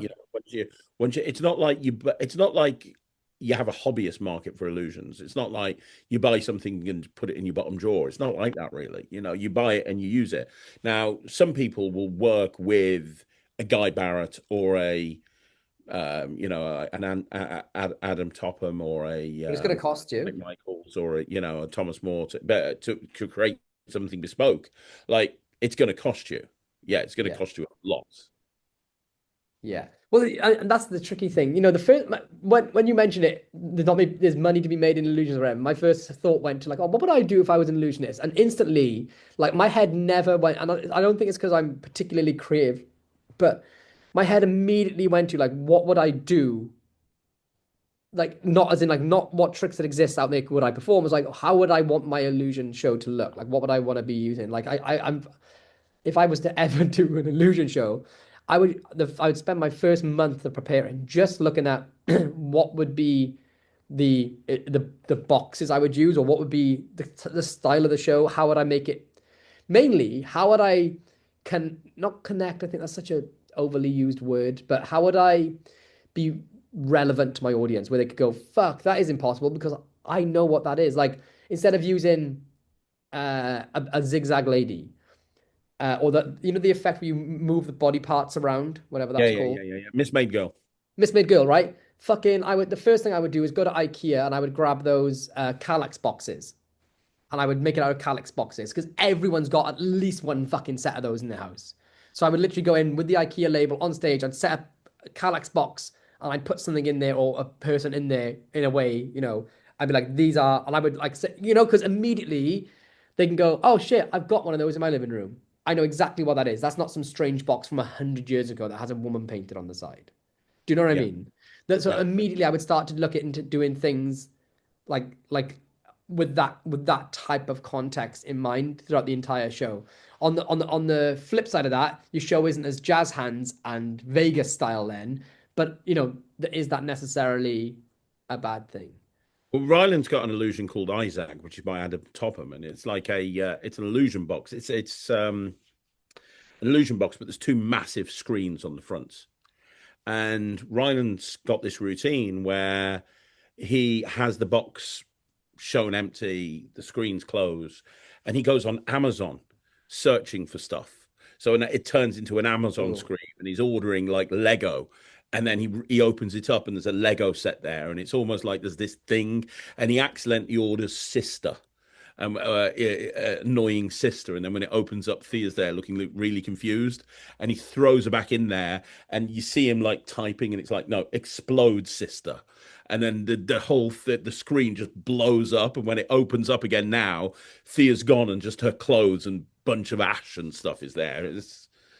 That's pretty cool. Do you know, the funny thing you said was, and looking at it now, is like there's not many illusions to buy, but wasn't it always the thing that like illusionists were always in competition to see who could come up with the best illusion for themselves? Wasn't that like the original like Harbins and the Houdans and everything would all be in like, and I think like, if you're going to be an illusionist, I was saying this about I think it was last week, but like if you want to be a good magician, like a proper magician, it needs to be mastery of your entire craft. Like you need to be able to build and repair your own props, whether you're close up or on stage. You need to be able to come up with your own routines. And if you really cannot come up with a method, at least come up entirely with your own presentation, because nobody can't do that.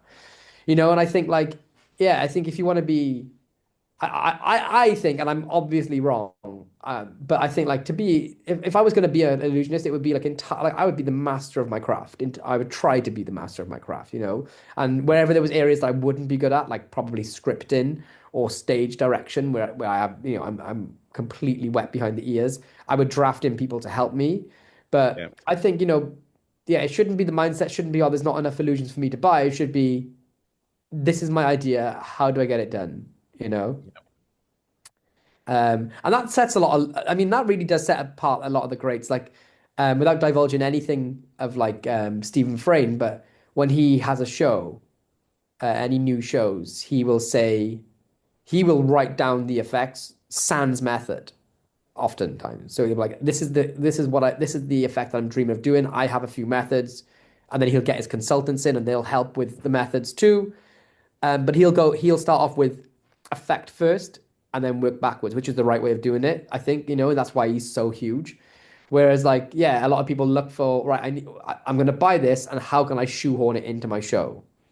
And I think if you're going to be a good illusionist that make a career from it, you've got to be thinking, right, how the fuck, like, okay, I'm going to write down what I want to do in my show, and then work backwards and make it happen.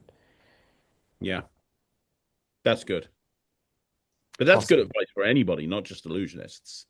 And any magician that's worth their salt, I think.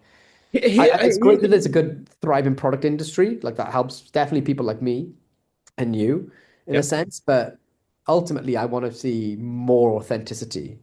I spoke to slightly changing the subject. Actually, before I change the subject, just so you know, I've got an illusion show this Friday right near you. Where? I don't know. You're going to say something like fucking Aberystwyth now? No. I'm pretty sure it's near you. Which is 5 hours drive away. It's actually right near you. I'm pretty sure it's near you. It is. Here it is. Hensall Castle. Hensall Castle. That's not far. I mean, there are more castles in Wales per square mile than anywhere else in the world. But this is, let me find how far away this is. Hensall is Vale of Glamorgan. I live in Mid Glamorgan. Have I been here recently? Maps. It's like half an hour away, I think, ish. Directions. Does that mean we have to hang out if you're that close? Well, yes, 30 minutes, exactly. It's 31 minutes away. Oh shit, it's by Rich Relish's house. Oh, well, I should pop in and say hello on the way over there. Yeah, you got Miskin Manor on one side of the M4, and then this place is on the other side of the M4. I'm doing an hour of walk around close-up magic and then a 45-minute illusion show. Oh, nice. Oh, I'll come on. What time of the day is that? We're getting there to set up at 5:30, but we could be there early. It's about two and a Uh, half hours away from us, so we could leave earlier and say hi. It's gonna yeah, be it's gonna be me, Thomas, and Thea. there'll be loads of places to hang out near there. I mean, we could literally just hang out there because I'm sure they've got like a restaurant area or a bar or something. I'm trying to see what's the closest thing you could get to from it. Like I'm thinking Cardiff Bay or something. Welcome to the Magic Podcast, everyone, Where we plan where life where live we on. just do life admin. It's oh yeah, it's really man. We could just hang out. There's a little Nando's up the road we could go to. Good. Yeah, I'm into that. Fuck yes. Um, Um, yeah. Well, we can organize that. I was going to ask you another question. Um, I had, and I've never had this before, but at Blackpool, forgot to mention it to you, I had about 5 or 6 young magicians. And again, by young, I'm talking like 17 to 20, 16 to 20. And they said, one of my questions I like asking people when they introduce myself is, what's your goals in magic? What do you want to do? You want to be a performer? Are you wanting to be a creator? And you know what? I had 4 separate people that come up to me and they said, I want to be a consultant. I want to consult for other people. And now yeah. that's not something I've ever done, ever. I've never consulted with anyone, but I know it's something that you've done an awful lot. And I know those people listen to this podcast. And I also know that there's probably other people that want to do that as well. And I couldn't really give them any advice because I don't know how the fuck you'd get into that. Because as far as I can see, like there's only certain magicians that really need a consultant. It's normally like people that are going out doing TV shows or yeah, stuff like that, generally as a rule, or performing at a very high level. And they've already got a team. Like I know that Dynamo, for example, he's got you, he's got Lewis Lavelle, he's got Pete Turner, he's got a bunch of Well, I people. don't do it in an official capacity. I can't make it work with times and stuff. I've been whatever. Yeah, but in Well, Karen. but I suppose my question is how would somebody who's fairly knowledgeable at magic, fairly creative, but doesn't really have an interest in creating magic to sell to magicians like you and I do, but want to get involved in the consultancy side of things, how would they even go about doing that, mate? Do you know, I think it's the easiest thing in the world.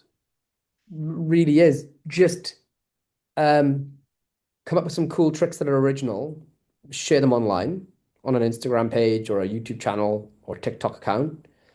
Um, or reach out to your favorite magician that you want to consult for and be like, yo, I have some interest in original stuff. And if it actually is interest in original, I can absolutely 1,000,000% guarantee you they will work with you. Really? Easiest thing in the world. Easiest thing in the world. The hard part is actually having good material that's Yeah. new or interest. And I mean, one thing you can do is literally think of create your own little magic TV special that you'd imagine a magician doing. Create the tricks for it. Not don't actually film the whole special, but be like, right, okay, I want to create a trick for David Blaine, and I want him to slowly melt I don't know, I want him to have his belt buckle done up, and he slowly melts his entire belt off his trousers, and it's still done up. I don't know, some weird shit like that. Come up with like 10 tricks for that imaginary special and just film them in your fucking bedroom. Make And then them, send them film off to them, somebody like Blaine. and then send them off to somebody who they would be essentially who you tailored them for. I'm like, yo, this is the type of magic I can create for you. Let's make something happen. It literally, the problem is so many people want to be consultants and have sent their ideas off and they're not good enough. That's the harsh truth of it. And what magicians are looking for are people who can understand what's going to work on camera from both sides of the equation. So, like from the people viewing it at home and also the people viewing it on the streets and the performer. You kind of got like Yeah. three planes to consider at once.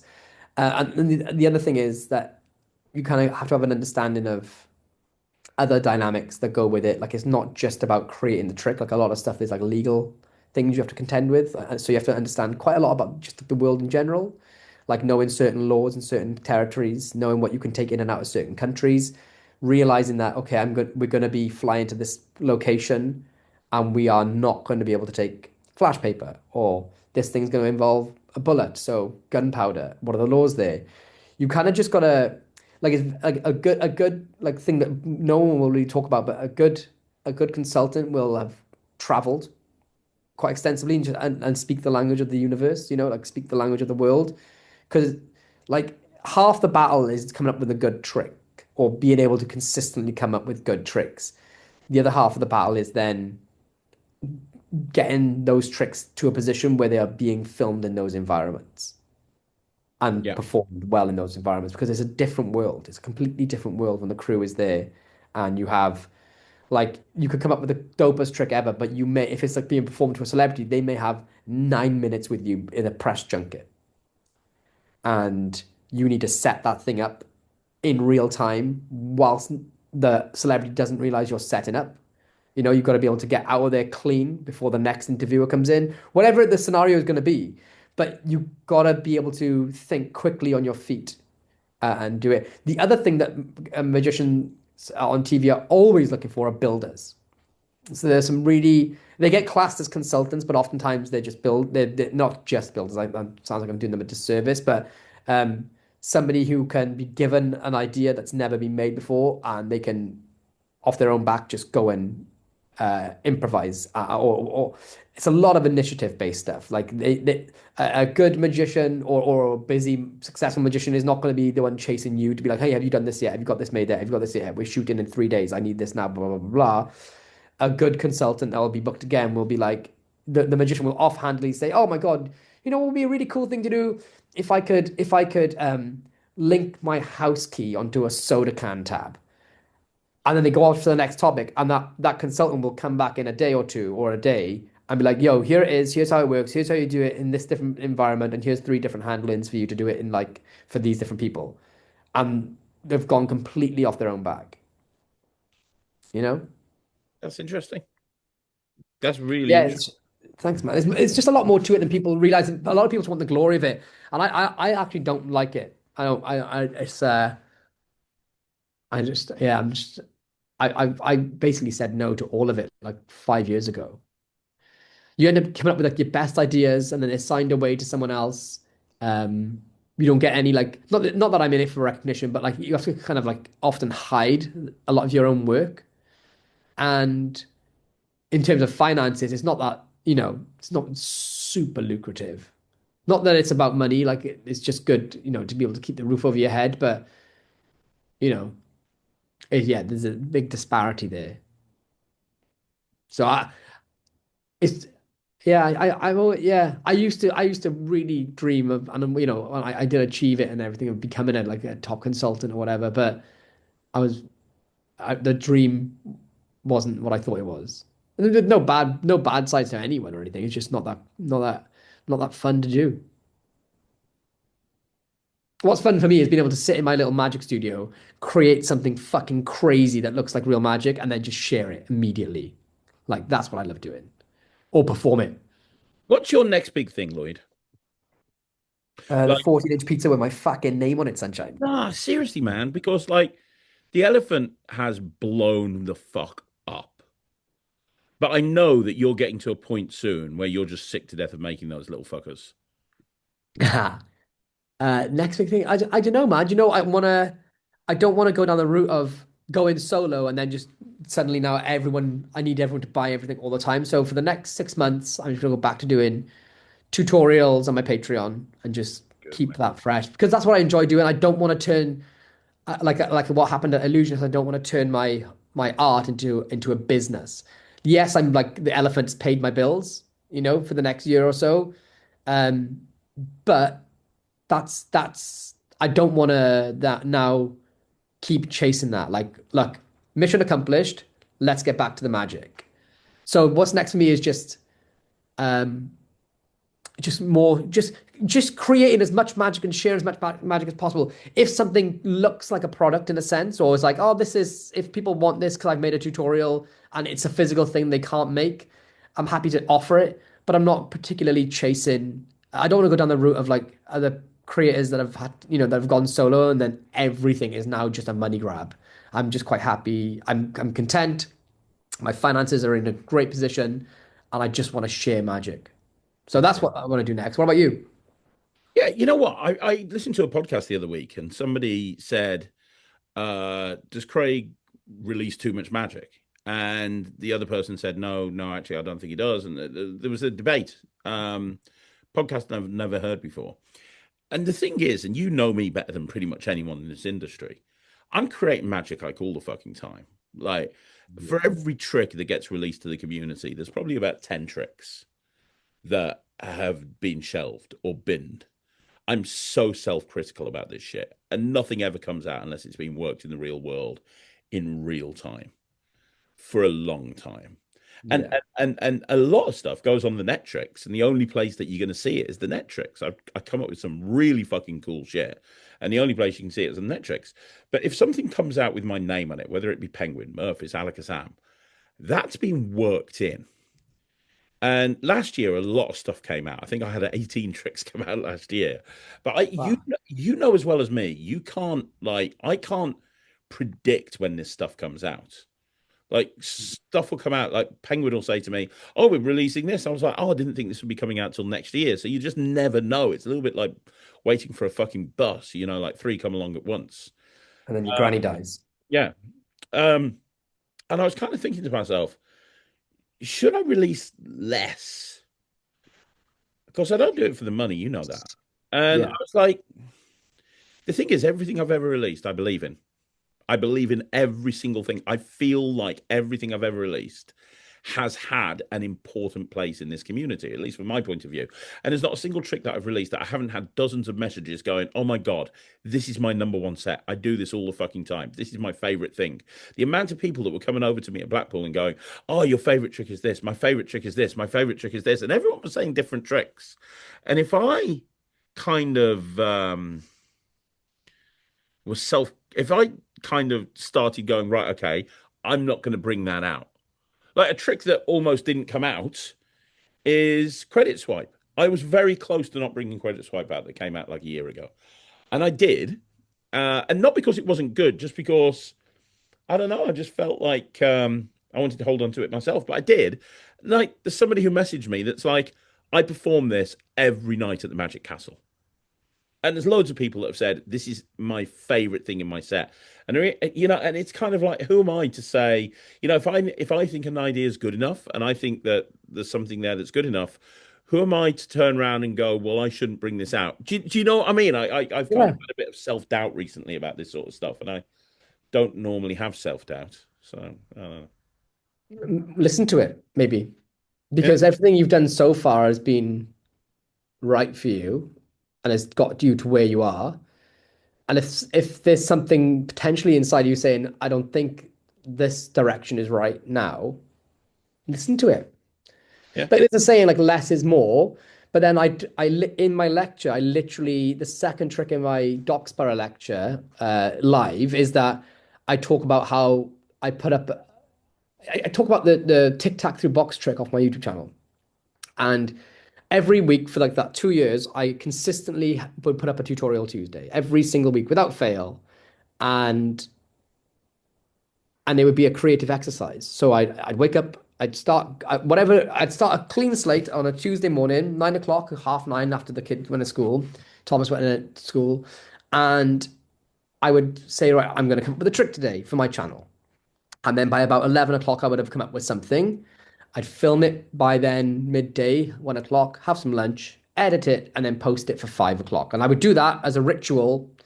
And I didn't miss for like 2.5 years. So over 104 tutorial Tuesdays. Every single one of them was a brand new idea, or as close to as I could get, kind of thing. But pretty much without any deviation, with all original, brand new ideas. And then this one day, it was like 18 months into it, and I came up with this trick, and it was shit. And I said to Kaylee, oh my God, this trick fucking sucks. But we were going out and I was going to miss my deadline. And I showed it to her, and she was like, "Oh, that's all right. That's not bad. That looks pretty good to me." And I was like, "No, I think it's fucking terrible. Tic-tacs through box, like it doesn't even make sense as an effect. Blah blah blah." So I shared it online, and for the first time in forever, didn't bother checking, like, frantically checking constantly for the first hour or two of the comments and the engagement because I'm a freak. I was so pissed off that I put up such a piss poor tutorial, but at least I'd hit my deadline that I didn't look at my phone. Woke up in the middle of the night at like 4 a.m., checked my phone, and it'd blown up. One of the biggest videos I'd ever created, best, most popular tricks on my channel ever. I think it's like top 5 of all time. And the moral of the story that I took away from it was, because there's a saying, one man's trash is another man's gold, right? Because sometimes yeah, the saying. But in this sense, the thing was, even when you think you might have something bad, don't judge it. The fact that you've had that idea means something, especially you, because you shit out more good ideas than most people can ever have in a lifetime. But I shouldn't trust my own opinion sometimes, because the time when if I listened to my own opinion of it, it would never seen the light of day. And 4 a.m. the next day, I think I had like 30 different magicians already performing it and sharing it online, their own performances. And it's one of the things that people love and mind the most from an engagement point of view, like in terms of numbers. And it never would have existed if I had listened to myself. So on the flip side of what you're saying, which is self-doubt creeping in, and I said maybe listen to it because normally you're quite sure of what to do and it's paid off. But then on the inverse of that, then don't trust your own opinions sometimes. Yeah. My big thing is share.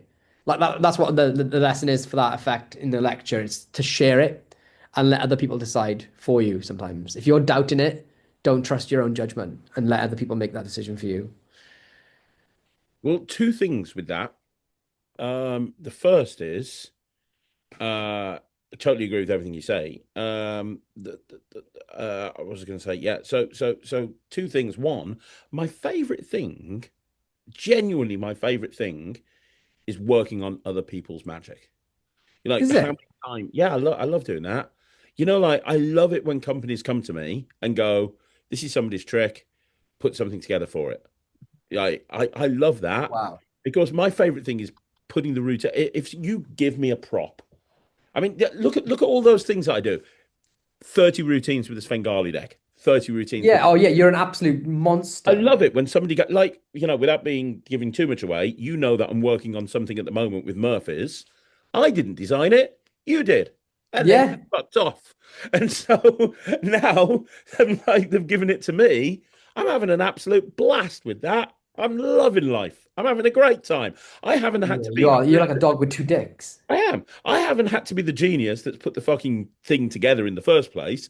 I'm just the guy that's sitting there going, right, okay, let me play. And that's what I love about creativity. That's what I love about creating magic. Not so much the initial idea, but having it all in front of me and going, right, okay, this is what I've got. What can I do? Which is why I said I want to help the guys on the Twisted, the Sleight Co and Twisted Reality. I want to help those guys because they've got some great products and they've not done a tutorial. I will have fun putting that together for them.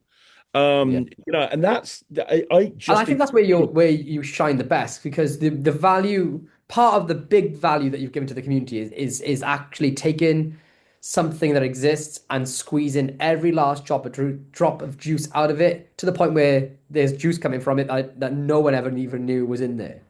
That's what she said. You know? Where yeah, for but me, I'm the opposite. I you I get like bored at one point, don't you? You get when you've had the Yeah, I like new concepts, new methods. I like blue ocean territory, and as soon as I've sort of like lived in that territory for as long as I can hold my breath, I'm like, oh, a squirrel, and I'm on to the next thing. yeah, That's why a lot of the stuff that I do is all about like new, or try to do something new, because it's the only thing that can fucking hold my attention. I yeah, really struggle to look back at something, yeah, which is shit because I know I'm leaving a lot of ideas and a lot of good magic on the table. But that's why I think we work well as a partnership, because then you can just look at something and be like, you're an idiot because you didn't realize you can do these miracles, and or you could just find something in there. You literally can discover gold in them their hills. Yeah. And that's what I'm doing with this thing with Murphys at the moment. I'm fucking loving it. It's amazing. You're a genius. You really are. Um, Most of them are pre-existing things reshaped. yeah, yeah, not all of them. It's really good. It's really good. The other thing I'll tell you is I watched a video and I can't remember who it was. It was a video of someone. It wasn't like a YouTuber. It wasn't a social media guy. I wish I could find it. It was a really, I went down a rabbit warren of watching people perform magic, just like jobbing magicians, just like, people that go out and do gigs, jobbing magicians. And I was watching like performance videos on their show reels, found it interesting. I was doing some work at the same time. So I was watching loads of videos. And you talk about how, oh, you had this idea and you didn't think it was very good. And then everyone was doing it. I watched this guy do a fucking incredible performance. He was doing like it felt like it was a bit of a formal close-up show. There were like 7 or 8 people watching, and he was at the front. And it was like he'd put online like 15 minutes of his show. Right. And he opened up with that trick that you do in your lecture, and you preface it by saying, this is not practical. No one's ever going to do it. The two cardbox smushing together. He Oh did yeah. in his show. That is the Oh, trick. I just thought I'd tell you because it was like you always make a big deal of like this is really practical. Now this next trick, no fucker's going to do it because it's completely impractical. But there's this guy, and I can't remember who it was, but it was a name. It was somebody I knew, but not like a big name. It was, and he was there was I was watching a performance, and he was doing that in the performance and fucking killing with it. wow. I mean, it's not so much that it's impractical, it's that it's impractical for a walk around wedding magician. Yeah, But yeah, I mean, like it's kind of like a tongue-in-cheek statement because I say it's impractical and then I literally perform it. yeah, You know, if and to me, if you can perform it, it's practical. But it's yeah, just that what it is. If anyone listening, you have a red deck of cards and a blue deck of cards. You put them together and you smash them in, and then they blur. So it's like a blue-red box. When you open it, all the cards are mixed blue into red, blue into red. But you're left with you have to switch both objects at the end. So or a better way of saying it is they can't be examined. So it's as practical as a trick that ends with you moving on to the next effect, which yeah. isn't really impractical, but it's for like if you were you couldn't open up your card set and go continue on with your card set with it. No, Uh, but if you were to do it as a segue point or as an opener, and then you're going to go into like a bottle production or anything, then it's just a normal effect. But I've found that it's better to err on the side of caution these days and tell people like it's if something's like slightly impractical, tell them it's really impractical, and then there's no surprises for people. Like the lottery ticket 6 effect, right? Probably I my love best that. ever creation. Um, when I launched it for that 24 hours that it was available, the whole trailer says like this is super bold. You've got to be like an extremely good performer to do it. And I basically just like rant how like, don't go buying this and be upset at a method that you can't perform. But the reality is it's actually pretty damn fucking easy to do. And even basic performers can do it.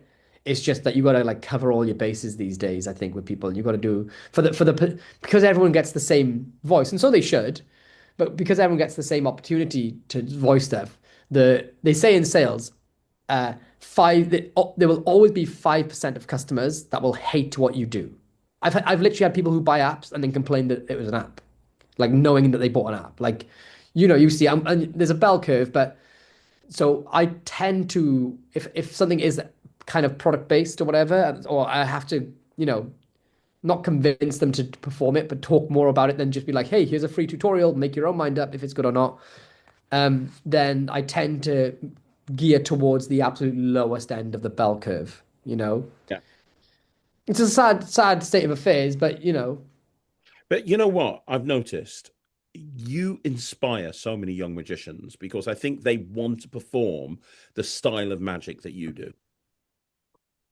They I don't just know do. that. Like you have a style of magic that a lot of young, like Ryland, spent 5 hours last night practicing this. Oh, what a legend.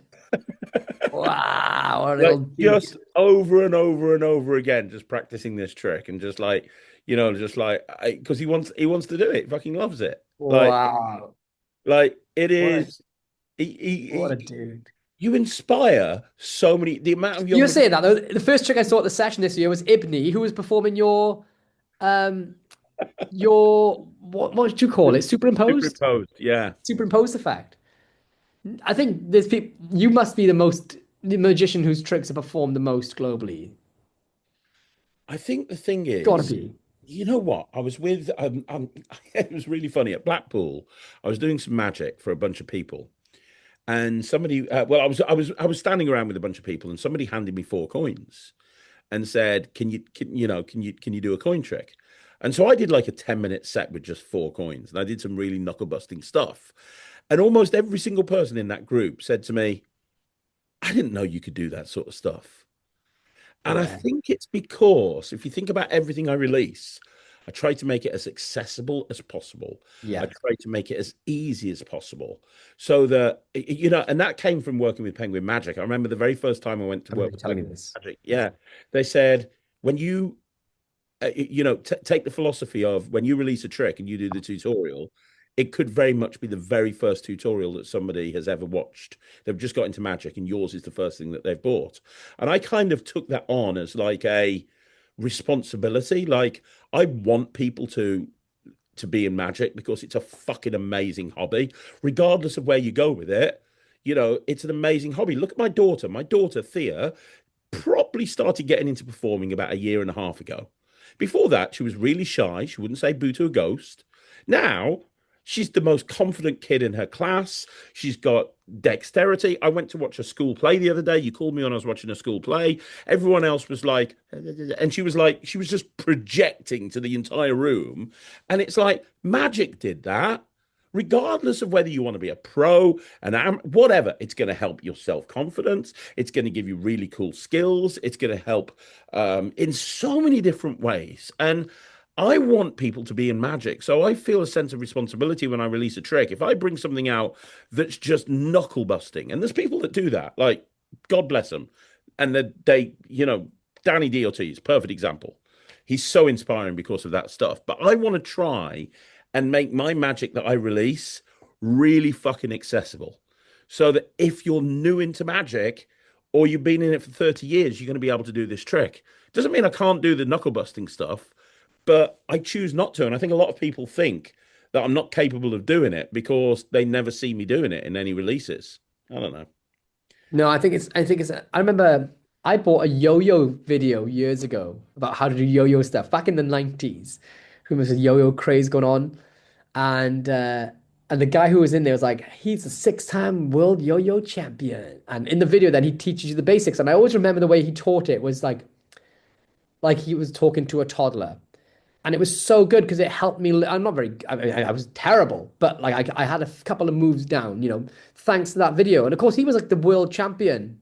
Whether or true that was true or not, I have no idea, but he was advertised that way. And it's always one of those things that like, I remember the way he taught it was that's how you should teach, teach to the absolute beginner level. Because you don't, that's essentially, well, you don't know who you're talking to. You'll never know. And it very likely is one of those. But I think that I tend to not everything I put out now is geared towards absolute beginners, because the only stuff that I do is because I work very differently to you is in that like I I mean I haven't put that many things out at all in the last few years even, but Well, I it's mean, only you put out so much magic in the time you were with Illusionist. Like every week, a new thing was coming out with Lloyd Barnes' name on it. yeah. Well, most of the new ideas I just give away. That's the thing, and because most of it's DIY, I just feel like 'cause most of your stuff is not DIY. It comes with special gimmicks or extra things. For me, a lot of the magic I create is homemade. So, I remember when I started my YouTube channel, I said like I feel like the download market is kind of strange because you shouldn't be paying for half of this stuff. Is or the idea. Yeah, I understand. Someone needs to be compensated for their idea, but there was so much bad shit out there that had like massive price tags. I was like, I'm just going to show you how you can make cool gimmicks at home. And once you understand sort of like my overall thinking and how they generally work, you'll be able to. It is a teach a man a fish kind of ideology. Yeah. definitely. But there are certain, like when I put stuff out now, the only things that I put out these days are the things that, well, my rule is very simple. I just wait until other magicians ask me for it. I just wait until I get asked by like more than like 10 magicians. And that dictates to me whether I should put it out or not. Because there's some stuff I make, I think, oh, this could make a cool product because I can't give it away for free because it's a physical thing. And I'll take it to a convention or I'll show like my magic buddies and they'll be like, cool. And there are some things where I'll go to a convention, I'll perform it once, and I'll get literally like 10 emails from like 3 people who saw it, and then they told 3 people who told 3 people. And I'm like, oh, fuck, I never even thought that was a product. Like that was just something I was carrying on with. And that's really the only stuff I put out. But what comes with that is that sometimes not all that stuff can be done by beginners. No. So that's sort of where 6 came from. And where I had to be like, look, this is not for the faint of heart. This is only if you could actually perform magic and you want to do a lottery ticket prediction with a real ticket and no printer, but it's bold. And that's why I wouldn't give it to Murphy's. Yeah. Because you don't know if it's going to end up on the shelf of like the Magic Apple, and they don't know. It's like, oh, this is the new product from Murphy's. It's got really good reviews from the magicians who perform it. You're 12 years old, you'll love it, and you'd have no control over that then, and a 12-year-old wouldn't. Ryland could do it, sort of stuff, but most 12-year-olds couldn't do it. Yeah. But I don't mind putting that stuff out as long as it's like honest in the marketing. Yeah. But then you look at something like the elephant, anyone can do that. Yeah. It's going to require some practice to understand everything and the choreography, but anyone can do it. Yeah. And I've included handlings on there to cover your bases too. Yeah. Handlings, anything. But anyway, how long have we been going for, man? Dude, this has been going on for about 2.5 hours, almost coming up on 3. Holy shit. This is old school magic podcast levels. This is us two talking shite. We haven't talked about Alakazam. We haven't talked about Harry Nardi and Peter Nardi's balls, or more specifically. We haven't talked about Tyler sent a video question in, but he wouldn't even hear this podcast till he comes up for air from between his sister's legs anyway. Do you want to finish off with Tyler's video question? Do you want Not really. I want to go get ice cream with my kids. Oh, okay. Well, we'll save him for next week. For next week. If it's nice weather, you want to hold on to that because you live in fucking Wales and it's never nice weather. Exactly. Starting the pool up again this week, though, I think. Getting warm enough for the heating. Hey, I'm telling you, next time I come up to your place, I'm bringing my Speedos. Mate, if you jump in, that water will jump fucking out. Hey, I'm going to the gym, man. I'm ripped by Magic Live. I'm telling you. I'm going to be fucking... Oh, that's a good bet. Fuck the hot sauce bet. I'm going to be a... Can Craig have abs like a fucking waffle iron? Oh, shit. There goes my guy. Even your glasses are like, no fucking way, then. Like, I ain't sticking around to see this shit. Dear me. Fuck's sake. Well, look, he's got to get ice cream with his kid, or his kids. So we're gonna fuck off now. Thank you so much for joining the Magic Podcast. Don't forget the URL for the convention is what is it again? TheMagicCon.com. TheMagicCon.com. So keep checking there because we're going to try and make it live as soon as possible. And we will be announcing names as of next week. But join the official discussion group. Let us know if you're excited. Let us know if you're coming. The dates will not change. These are the dates. So mark them in your calendar. We'll be back next Wednesday. Go check out Lloyd's videos. They are fucking incredible. Signing off, Lloyd. Have a shit week, you cunt, and stop fucking those kids. How many times do we have to tell you? Keep saying it, but nobody fucking listens. Well, I think they do, actually. Do you know, it was so weird at the convention because I'd be walking around like the dealer hall and somebody would go, "Hey, don't fuck kids," and they'd keep going. And to anyone else to the majority of people that don't listen to this absolute steaming pile of dog shit, that was somebody being reminded to not fuck kids in public. Like, oh, did he used to? Like, oh, okay. Thanks for the heads up. And literally, some people were going past and going, "Don't fuck kids." Like, what? I don't anymore. Not since I was a kid, and it was legal. Yeah, but it's become the battle cry for our people, and it's the strangest battle cry in the world. Don't fuck kids. Rick Darren Brown's is Dick Brains Unite. Rick Blacks would be proud. Do you remember back in the day we got into an argument with him because he told us that we should spend more time talking about not fucking kids? Well, no, you should be spending time talking about people who fuck kids and fucking kids or something like that. He's like, hey, there are people who fuck kids out there. You should talk about that. I know that would like, I don't want to, that's fucking weird, man. I don't want to talk about that. And then it became a mantra. I don't know why he wants to talk about it so much. The weirdest fucking mantra in the world. We'll be back next week. Don't fuck kids. Have a shit week. I'm Craig. This is Lloyd. You have been listening to the Magic Podcast. Now book your tickets to the convention, motherfuckers. Yeah, before it sells out to absolutely fucking nobody. Nobody's going to come. It's going to be me and Lloyd playing with ourselves for 2 days straight. Yeah.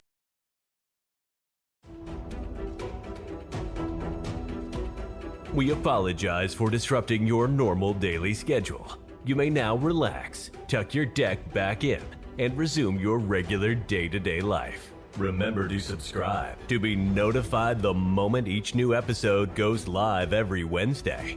And join our Facebook group to continue the conversation. The link is in the description to this podcast. Thank you for listening to The Magic Podcast.